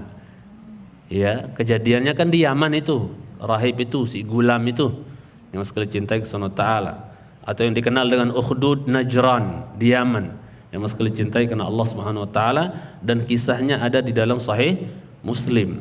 Jadi rahib yang nanti anak itu kalau mau pergi belajar sihir mampir dulu sama rahib itu. Rahib itu adalah salah satu di antara hawarinya Isa dulu yang kabur, lari. Paham maksudnya? Dia yang termasuk yang selamat melarikan diri, ngumpet. Setiap kali anak itu mau pergi belajar sihir, ya, ke istana ibaratnya, maka apa jemaah? Selalu dia mampir di dia rahib tersebut diajarin tentang Injil apa dan seterusnya, ya, tentang tauhid dan seterusnya. Ternyata dia lebih apa? Namanya fitrah jemaah. Anak remaja itu kalau diajarin yang fitrah itu insya Allah cepat kena ya nggak jemaah ya. Itu dia maksudnya diajarin tauhid oleh rahib dan seterusnya, itu dia lebih condong ternyata dibandingkan pelajaran yang diajarkan oleh sahir, tukang penyihir tersebut jemaah sekalian cintai. Nah, coba kita lihat ceritanya di tafsir Ibnu Katsir, ada panjang hadisnya jemaah. Kalau nggak selesai nggak apa-apa ya. Ya pelan-pelan. Maksudnya ceritanya agak panjang. Saya singkat-singkat lah. Al-Imam ya Muslim ya, begitu juga Imam Ahmad meriwayatkan, saya bawakan riwayat Imam Ahmad ya, bahwasanya dari Suhaib Ar-Rumi radhiyallahu taala anhu, dari sahabat Suhaib Ar-Rumi radhiyallahu taala anhu, anna Rasulullah sallallahu alaihi wasallam qala, bahwasanya Rasulullah sallallahu alaihi wasallam qala. Insyaallah pertemuan akan datang saya enggak pakai mukadimah panjang jemaah, kita langsung ke pelajaran. Hari ini ya selingan lah. Jadi adalah Rasulullah SAW bercerita. Pasti kalau Rasul cerita, ceritanya mantap nggak jemaah? Mantap, nggak main-main. Rasul gitu yang cerita, ya. Maka kalau bisa kita juga menceritakan ke anak-anak kita cerita-cerita yang ya memang waqi'iyah, pernah terjadi dan bisa kita ambil ibrah darinya. Laqad kana fi qasasihim ibrah, ya. Telah ada pada kisah-kisah orang terdahulu itu pelajaran. Ya, hendaknya kita ambil pelajaran. Kana malikun fi man kana qablakum. Ya, adalah dahulu ada seorang raja sebelum kalian. Jadi umat ini atau umat sebelumnya? Umat sebelum Nabi, umat Muhammad sallallahu alaihi wasallam. Wa kana lahu sahir. Dan adalah dia memiliki seorang penyihir. Rata-rata raja zaman dulu jemaah, raja-raja musyrik dahulu, untuk melanggengkan kekuasaan dia itu pasti punya apa jemaah? Tukang santet, lengkap pokoknya, penyihir lengkap. Zaman sekarang masih kepake nggak jemaah? Datang ke Mbah Fulan, Mbah Alan, untuk naik jabatan atau ya enggak? Allahu Akbar. Saya mau ada yang saya komentarin tapi nggak usah lah jemaah ya. Wa kana lahu sahir. Falamma kabura as-sahir qala lil malik, ketika si penyihir sudah aki-aki mau mati bau tanah, ya, dia berkata kepada sang raja, inni qad kabirtu sinni wa hadara ajali, aku rasa aku sudah sangat tua dan ajalku sudah apa? Dekat, mau mati saya ini, katanya. Allahu Akbar. Dan orang jemaah kalau sudah di atas 60 enggak tobat-tobat, biasanya dia akan diakhiri biasanya dengan kondisi seperti sebelum dia di atas 60 itu.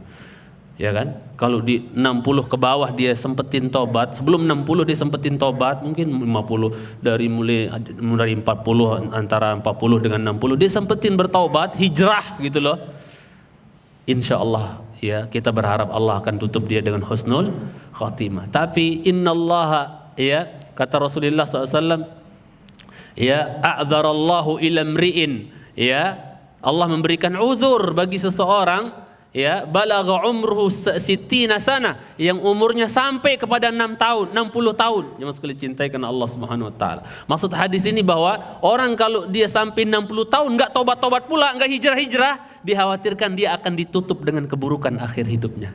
Maksudnya udah kebablasan, lalai jemaah, udah begitulah sampai akhir hayatnya. Tapi kalau di bawah 60 dia sempat apa? Hijrah, bertaubat, memperbaiki diri, insya Allah masih ada kesempatan untuk dia perbaiki diri. Maksudnya untuk dia husnul khatimah, insya Allah jemaah. Jangan tunggu 60 tahun baru kita mau apa jemaah. Biasanya kalau udah 60 tahun ke atas udah agak berkarat kelalaian itu jemaah. Jangan sampai diberkarat dulu baru kita mau hijrah. Syukur kita nih. Ya, meski cintai ke Allah Subhanahu wa taala.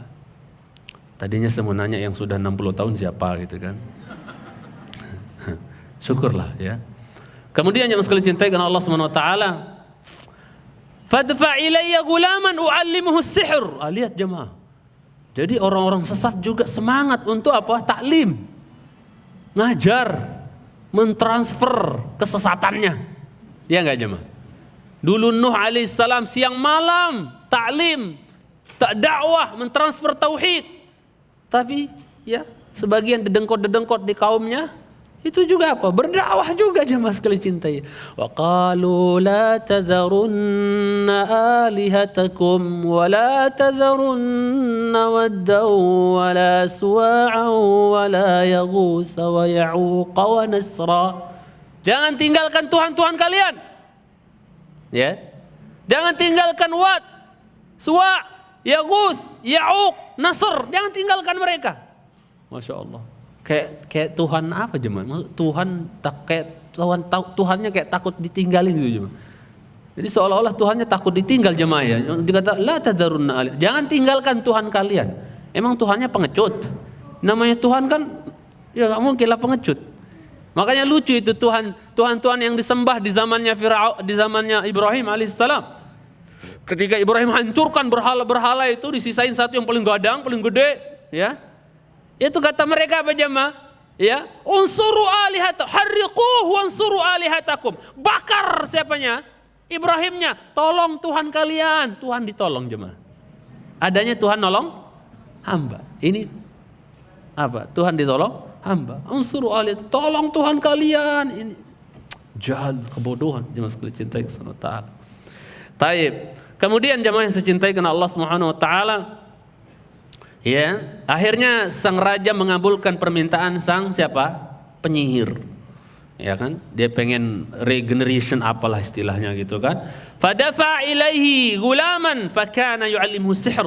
Maka sang raja mencarikan seorang bocah yang dalam sebagian riwayat dikatakan cerdas gitu ya. Bocah itu encer otaknya, punya IQ yang super gitu jemaah sekalian cintai Subhanahu wa taala. Yang cepat paham gitu kan tentang sihir dan seterusnya. Pokoknya tetek bengek sihir mudahlah untuk dia pahami. Ya, akhirnya mulailah dia di sisa umurnya si penyihir itu tukang santet itu mengajarkan si bocah kecil itu sihir. Wa kana bainas sahir wa bainal al-malik rahib. Nah, antara tukang sihir dengan raja gitu kan. Itu apa jemaah sekalian cintai? Ketika dia sang bocah ini berangkat untuk belajar sihir itu ada seorang pendeta rahib yang lari dahulu ketika diangkatnya siapa? Isa alaihissalam kabur jemaah sekalian cintai. Itu ada rahib ahli ibadah di kalangan Nasrani. Fa'atal ghulamu 'ala rahib fasami'a min kalami. Maka si gulam ini kalau mau berangkat belajar sihir itu mampir dulu di rahib tersebut jemaah. Maka didengar tauhid fa'ajabahu ya nahwahu kalam wa kalam. Maksudnya maka bocah itu takjub, oh ini guru yang bener nih, bagus ini ngajarin, masuk akal. Tauhid itu ada yang ini enggak jemaah? Ada yang bertentangan dengan akal enggak ada. Ilmu pasti tauhid itu jemaah. Ilmu akidah itu ilmu pasti. Yang sekalian cintai, masuk akal, dan anak ini cerdas, cepat ngerti gitu, sekalian cintai karena Allah Subhanahu wa taala. Bagaimana dengan generasi-generasi kita hari ini? Udah ngerti enggak tauhid? Ya, sekalian cintai atau ngertinya masalah dunia saja? Ya. Kemudian wa kana idza atas sahir darabahu. Maka apabila dia datang ke tukang sihir, sejak dia kenal sama rahib, kalau datang ke tukang sihir, ya, guru penyihir itu, jemaah sekalian cintai, itu pasti dibok-bok, dipukul. Kamu terlambat. Karena terlambat, asyik. Itulah jemaah sekalian. Seharusnya orang belajar tauhid, belajar din, belajar agama, belajar sunnah, itu hendaknya apa jemaah? Enjoy, senang. Kayak enggak pengen keluar gitu jemaah sekalian cintai. Kayak enggak pengen berhenti gitu. Di saat sebagian lama ustaznya. Ya. Dia tuh sampai lambat-lambat kemana jemaah? Ke tugas aslinya yaitu belajar sihir itu. Lambat-lambat. Karena apa jemaah? Asyik. Sharing, belajar ilmu din tentang tauhid, tentang tentang Injil yang tidak diseleweng ya. Itu sama siapa? Rahib, asyik dia. Cuma sekali cintai Subhanahu wa taala. Hampir lambat-lambat dibok-bok sama penyihir. Maha basak. Apa yang membuat kau terlambat? Ya, ditanya gitu kan, dibok-bok dan seterusnya. Wa idza ata, tahu bok-bok? Ditabok, apa? Dipukul. Takutnya antum enggak ngerti itu. Yakinlah, ngertilah insyaallah. Maka wa idza ata ahlahu darabu. Dan juga kalau dia pulang ke keluarganya itu kena bok-bok juga. Ya kasihan banget jemaah ya.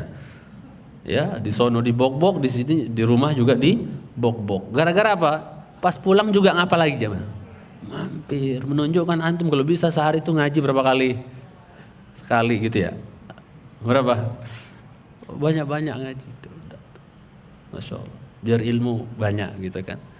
Masya Allah. Jadi pas pulang mampir lagi, denger lagi tahu diajari, Masya Allah. Ya, lama-lama pinter pula ini bocah jemaah sekalian cinta. Ya, apa? Dalam sehari 2 kali mampir.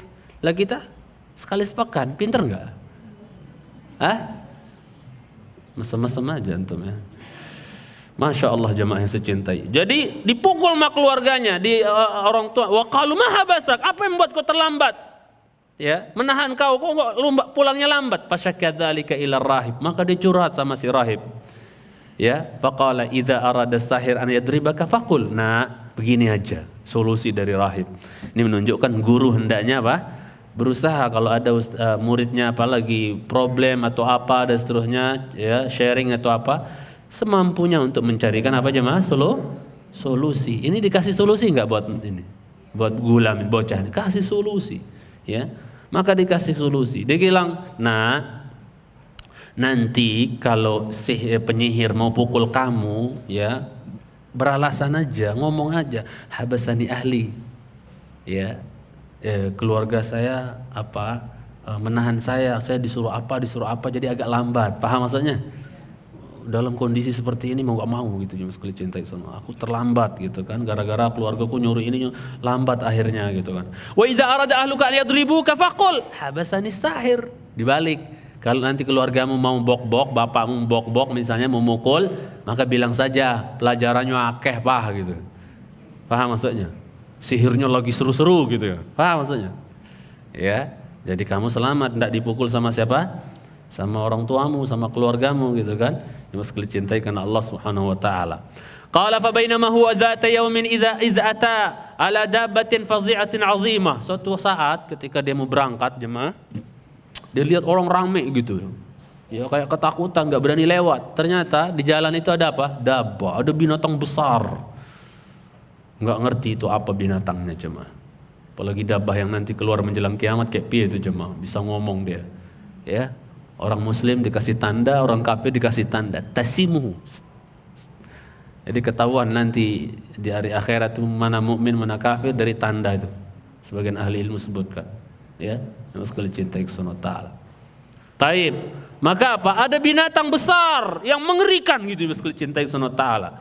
Ya. Qad habasatin nas fala yastati'una an yajuzu. Dia menahan manusia binatang itu, orang enggak berani lewat. Faqala al-yaum a'lamu amra rahib ahabbu ila Allah am amrus sahir. Hari ini saya akan buktikan manakah yang lebih maksudnya mana yang lebih dicintai oleh Allah, ya, yaitu perkaranya atau ajarannya rahib atau ajarannya tukang sihir. Sekarang saya mau buktikan mana yang lebih lebih dicintai oleh Allah Subhanahu wa taala. Maka apa jemaah sekalian cintai karena Allah Subhanahu wa taala, fa akhadha hajaran, maka dia ambil batu, faqal Allahumma, ya, maka dia berkata, Allahumma in kana amrul rahib ahabbu ilaika warda min amri sahir faqtul hadid dabbah hatta yajuzan nas. Ya Allah, kalau memang perkara rahib itu lebih kau cintai ya Allah, lebih kau senangi, lebih kau ridhoi ya Allah dibandingkan perkaranya tukang sihir, maka tolong ya Allah dengan lemparan ini matikanlah binatang yang mengerikan ini, binatang besar ini ya Allah, matikan. Masya Allah, ya, cuma sekali cintai karena Allah SWT supaya manusia bisa lewat, kata dia. Waramaha faqatalaha. Betul jemaah, dia ambil batu, plak, mati itu binatang besar itu. Masya Allah, jemaah sekali cintai SWT. Padahal bocah ngelawan binatang besar ibaratnya gimana sih? Ya, tinggal ditelan aja kali ya sebenarnya, dicabik-cabik. Tapi Masya Allah, itulah kekuasaan Allah jemaah. Dan ini menunjukkan keistimewaan tauhid jemaah. Orang kalau punya tauhid nggak takut sama apa aja dia. Ingat pembantu Rasul namanya Safinah. Ya, ketika dia kesasar di hutan, jemaah sekali cintai karena Allah Subhanahu wa taala. Waduh, sudah mau ya jemaah ya? Sudah mau pamitan. Udah. Ini kita sampai zuhur aja atau gimana? Maksudnya menjelang. Zuhur bentar lagi tak? Ya kita. Berapa menit lagi saya boleh? 20 menit lagi? Ya wis, berarti kita potong aja ya ceritanya ya. Saya pamitan. Gimana? Lanjut? Antum kok diam? Ya lanjut dikit ya. Oh, Masya Allah sampai zuhur. Oh, berarti nggak apa-apa lah sholat di sini insya Allah ya. Tapi nggak tahu bisa selesai apa enggak. Jadi jemaah sekalian cintai karena Allah Subhanahu Wa Taala, maka apa? Dilempar mati. Ya. Wa madhannas, akhirnya manusia apa? Pada lewat. Masya Allah. Fa akhbara ar-rahib bidzalika faqal ibunai. Maka ketika dia mampir lagi ke rahib, dia cerita tentang kejadian tadi, paham?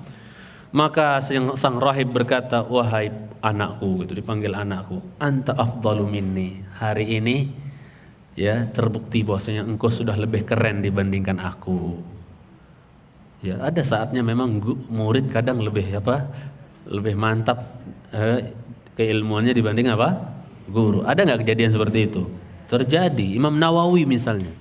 Imam Nawawi dulu nuntut ilmu di mana? Di Nawa. Di Nawa itu banyak ulama di kampung dia.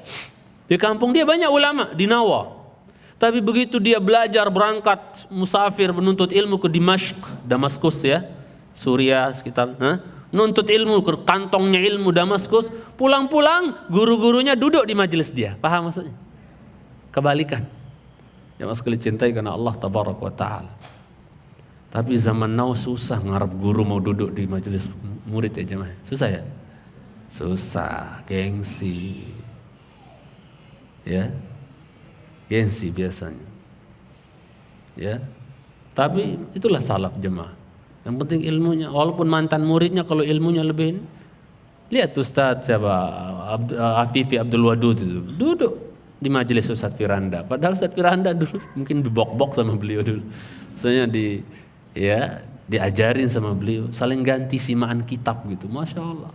Keren juga kan jemaah. Ya, subhanallah. Ya, itu kalau sama-sama faham, ya manhajnya sama, ya. Tapi kalau yang ya gitu dah. Kemudian jemaah sekalian cintai karena Allah Subhanahu Wa Taala, dikatakan di sini oleh Rasulullah SAW, lanjut cerita beliau, kan dibilang di sini wa innaka satubtala, engkau akan diuji nak. Nunjukkan ilmu kalau makin tinggi, seseorang ilmunya makin banyak, makin tinggi jemaah, ujiannya makin banyak enggak? Makin besar enggak? Ya, bak pohon semakin tinggi, semakin apa jemaah? Anginnya makin apa jemaah? Makin kencang yang akan, Masya Allah, rentan untuk tumbang kalau enggak kokoh pondasinya. Akar mencangkram dasar, akan rentan untuk tidak sabar, sekali cintai. Bisa rubuh, bisa hancur, bisa roboh gitu kan. Wa innaka satubtala, engkau akan diuji nak. Dan ini pelajaran juga bagi kita ya. Bahwasanya dalam mendidik anak-anak kita supaya menumbuhkan semangat juang, enggak pengecut. Itu kita harus dari sekarang memang Bapak Ibu yang dimuliakan Allah Subhanahu wa taala. Kita harus kasih tahu mereka bahwa la ya'ti zamanun 'alan nas illa wa ma ba'dahu syarrun min. Rasul bersabda tidak datang satu masa kecuali yang setelahnya makin buruk, makin buruk, makin buruk. Kita kata enggak apa-apa untuk menyemangati mereka dan membuat mereka ya siap untuk fighting gitulah. Jemaah sekalian cintai karena Allah Subhanahu wa taala, kita katakan ke depan kondisi makin sulit, dakwah makin sulit, tantangan makin berat dan seterusnya. Gak apa-apa kita supaya dia mempersiapkan diri dari sekarang. Sekarang anak-anak kita karena dimanja-manjain, kayak gak akan ada ujian di masa depan.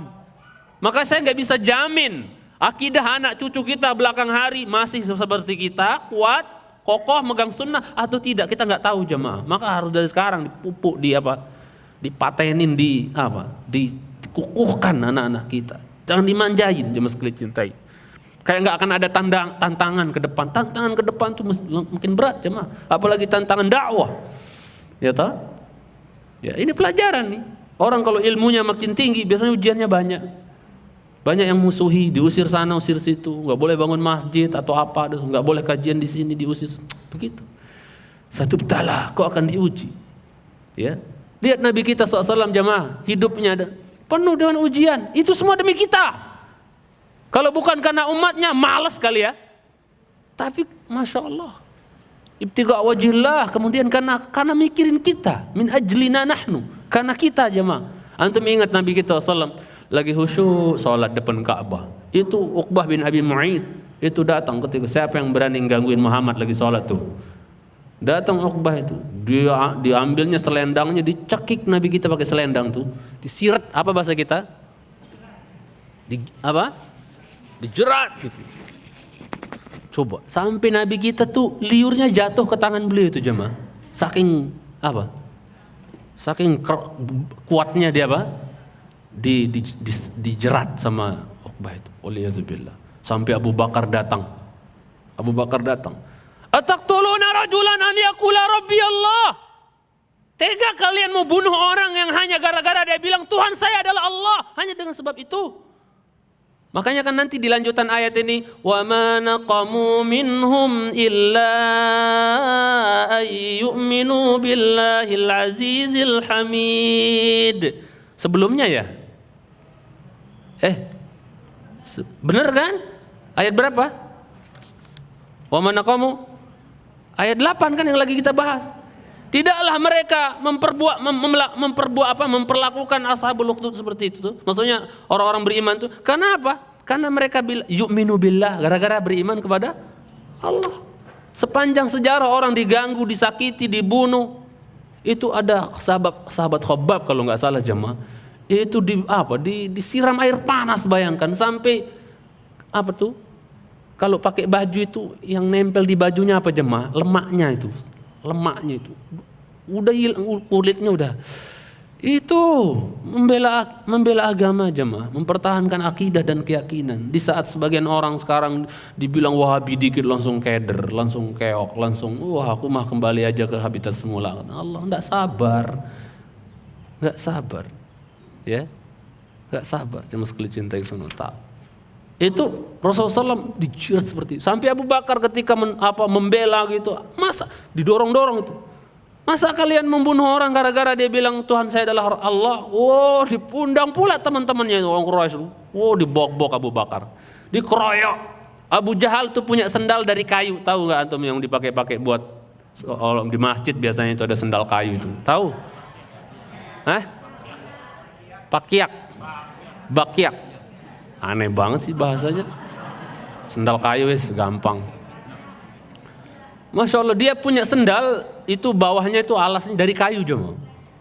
Begerigi gitu. Dia ambil sendalnya, mukanya Abu Bakar. Mukanya sampai nggak kelihatan hidungnya Abu Bakar tuh dah. Dikira mati sama Abu Bakar itu. Udah kurus kayak gitu, mukanya dibok-bok. Allahu Akbar. Dibawa digotong ke rumahnya, siuman. Tahu nggak dia tanya apa? Aku di mana gitu. Biasa kan sinetron kayak gitu. Aku di mana? Sinetron perusak. Ya. Yang dia tanya pertama kali siapa? Ma sana'a Rasulullah sallallahu alaihi wasallam. Rasul di mana? Rasul gimana kondisi keadaannya? Selamat. Yang dipikirin keselamatan nabinya bukan dirinya. Kita maka kecintaan kita sama Rasul ini masih perlu dipertanyakan kadang jemaah. Gimana jauhnya kecintaan kita kepada Rasulullah? Pembelaan kita kepada sunnah beliau sallallahu alaihi wasallam, bukti cinta masih perlu dipertanyakan jemaah sekalian cinta. Perang Uhud antum tahu jemaah? Perang Uhud, beliau itu punya apa tuh? Punya baju lagi, peci pelindung kepala. Kalau perang kan ada tuh pelindung kepala. Di sini ada kayak tali terus gelang. Untuk biasa antum kalau punya sarung tangan motor itu biasanya ada sebagian tuh ada penarik buat gampang nariknya ya keluar. Itu ada gelang di sini, gelantungan di sini gelangnya untuk menarik kali kalau masuk gitu dimasukin. Itu kena hantam kiri kanan jemaah sekalian cintai, itu gelang besi bulat bundar masuk di pipi Rasulullah sallallahu, masuk di pipi Rasulullah sallallahu. Itu demi antum, demi kita. Demi umatnya masuk. Subhanallah. Sehingga Abu Talhah radhiyallahu taala anhu itu berusaha mencabut besi itu dari pipi Rasulullah SAW sampai copot 4 giginya di depan. Copot, kuat nempelnya. Mungkin nyatu sama tulang atau apa itu pipi. Itu perjuangan beliau alaihi salatu wassalam demi kita aja mas. Diuji. Orang kalau besar berilmu dan ya di atas hak itu pasti diuji jemaah sekalian cintaikan Allah Subhanahu wa taala. Ya, jadi wa innaka satubtala, engkau akan diuji nak. Ya. Kata siapa? Kata sang rahib, ya.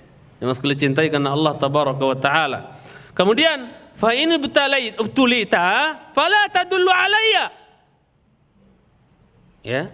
Nanti kalau misalnya kau diuji, nak, datang ujian tersebut mendera dirimu, kalau bisa jangan ditunjukkan saya di mana. Maksudnya jangan kasih tahu saya berada di mana gitu. Mungkin ya namanya orang sudah sepuh ya, tua, kalau ya nggak kuat kali untuk disiksa-siksa ya. Tapi ujung-ujungnya nanti kena siksa. Fakanal gulam yubri'ul akmaha wal abras. Adalah kemampuan bocah ini luar biasa jemaah. Dan itu biasa di Bani Israel ya jemaahnya. Sampai Isa bisa ngidupin orang mati gitu. Biasa. Nyembuhin orang penyakit belang, sofa, ya. Ya, sekali cintai sunnah tal. Orang buta sejak lahir bisa disembuhkan oleh bocah ini. Sebagaimana Isa alaihissalam. Wasairul adwa wa yashfiyahum. Ya, dan penyakit-penyakit yang lain dan disembuhkan gitu kan. Masya Allah, dengan izin Allah. Wa kana jalisul lil malik fa'amiya fasami'a bihi, ya. Maka ada seorang menteri, orang terdekat, pokoknya ring satunya raja, itu buta. Dia dengar kabar tentang bocah ini. Siapa yang nggak mau sembuh jemaah? Orang demi kesembuhan apapun dia tempuh ya nggak? Kadang nggak takut resiko gitu kan, penting sembuh gitu kan. Masya Allah. Fa'atahu bihadaya katsirah, maka dia datang bawa hidayah yang melimpah ruah banyak. Faqala isfini walaka ma hahuna. Sembuhkanlah saya, obati saya, sembuhkan saya, maka bagimu apa yang ada semuanya di sini. Ambillah ajma, saya kumpulkan semua, ambil. Faqala mana asfi ahadan. Enggak. Saya enggak bisa menyembuhkan seseorang pun, kata dia. Masya Allah. Ya. Jadi dokter atau jadi tabib, jangan kepedean sama kemampuan diri sendiri. Ya. Asy-Syafi huwallah, penyembuh itu adalah siapa? Allah. Ibrahim berkata, wa idza maridtu wa huwa yashfin. Kalau aku sakit ya dialah yang menyembuhkan. Allah yang menyembuhkan. Obat dokter itu hanya wasilah. Jemaah sekalian cintai kesunnah taala. Innama yashfillah. Hanya saja yang bisa menyembuhkan adalah Allah azza wa jalla. Ya. Fa in amanta bihi da'autullaha fasyafak. Kalau Bapak beriman kepada Allah, enggak syirik gitu ya. Ya enggak nyembah selain Allah, kok beriman, bertauhid, maka aku akan berdoa kepada Allah, Allah sembuhkan engkau. Siapa yang enggak mau? Akhirnya apa? Demi kesembuhan apa? Masuklah dia Islam. Fa amana fada Allah fasyafah. Akhirnya dia beriman. Masya Allah, ini agama benar nih. Didoain langsung sembuh. Dan Masya Allah, luar biasa. Jangan sekali cintai karena Allah SWT. Sembuh dia. Suma'atal malik fajalasa minhu nahwa makana yajlis. Datanglah dia biasa ke istana, duduk di tempat biasa. Faqala lahul malik. Bingung si rajanya. Ya fulan, man radda alaika basaru. Kok bisa ngelihat lagi? Hebat. Berobat di mana gitu kan? Biasalah dialognya. Faqala rabbi. Yang menyembuhkan saya adalah apa? Rabbku, Allah Rabbul Izzati wal Jalal. Yang sekali cintai. Faqala ana? Maksudnya nanti aneh gitu. Kan dia ngaku Tuhan berarti kan? Masya Allah, ngaku Tuhan ya mah. Banyak raja-raja dulu Bani Israel itu ngaku Tuhan. Ya. Faqala ana? Maksudnya Tuhanmu itu aneh maksudnya. Pede gitu kan. Ya. Geng-gengnya Firaun di sini nih. Ana rabbukumul a'la gitu kan. Saya maksudmu yang nyembuhin. Qala la. Tegas. Berani jawab sekali. Padahal berisiko, sangat berisiko. La, bukan. Rabbi wa rabbukallah. Rabbku dan Rabb kamu maksudnya. Siapa? Allah. Apa arti Allah? Allah artinya apa? Nama Allah punya arti semua enggak? Iya. Allah artinya apa? Nama Allah enggak? Nama Tuhan enggak Allah itu? Nama Rabb kita? Iya. Allah apa artinya? Ma'luh. Ma'bud, yang disembah, yang diibadahi arti Allah itu. Jangan pula udah nyebut Allah tapi nggak tahu arti Allah, kan ajib. Allah itu artinya apa? Al-ma'luh, al-ma'bud, yang ibadahi, yang disembah. Yang sekali cintai. Ya. Terus saya nanya, Allah berapa? Dalam Al-Quran ada dua bahasa. Keesaan Allah itu ada dua bahasa. Ada ahad, ada wahid. Ada ahad, wahid. Kalau ahad, cuman dalam Al-Ikhlas. Ya, setahu saya. Qul huwallahu ahad. dengan bahasa wahid hampir 22-an kali lah Allah bilang ya menyebut dirinya dalam Al-Qur'an dengan wahid. Lillahil wahidil qahar, wahid. Enggak dibilang lillahil ahadul qahar, enggak, lillahil wahid. Maksudnya Allah. Apa bedanya?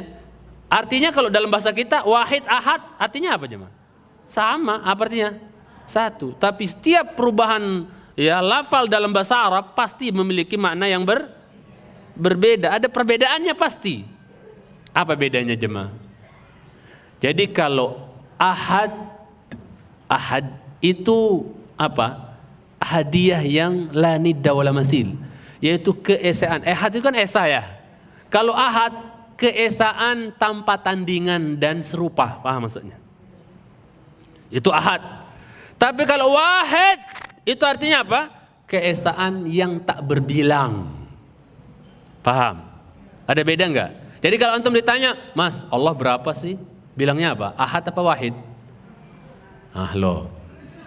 Kalau dibilang Allah berapa? Ahad apa wahid? Bilangnya wahid karena tak berbilang. Wahid itu keesaan yang tak berbilang. Berarti Allah berapa? Bilangnya apa? Wahid, Mas. Ya. Allah gimana? Ya kita katakan apa? Allah ahad. Yang tidak ada tandingannya. Ya. Allah tidak memiliki tandingan. Harus kalian cintai karena Allah tabaraka wa ta'ala. Ya. Jadi Rabbi wa rabbukallah, Rabbku dan Rabbmu adalah Allah. Qala walaka rabbun ghairi. Enggak salah ente. Ente punya Tuhan selain saya. Seperti anaknya Firaun bilang apa? Kamu punya Tuhan selain abahku. Pas jatuh sisir, ingat kan? Pernah kita ceritain. Qala na'am. Ya, saya punya Tuhan. Dan Tuhanku cuma satu, Rabbi wa rabbukallah. Tuhan saya dan Tuhan kamu adalah Allah, katanya tegas. Falam yazal yu'adzibu hatta dalla 'alal ghulam. Terus disiksa sampai ujung-ujungnya dia dipaksa untuk menunjukkan mana bocah itu. Di mana bocah itu? Dasar murid durhaka, kurang ajar, udah dibiayain sekolah sihir malah murtad ibaratnya. Paham maksudnya? Mana dia sekarang? Tunjukin.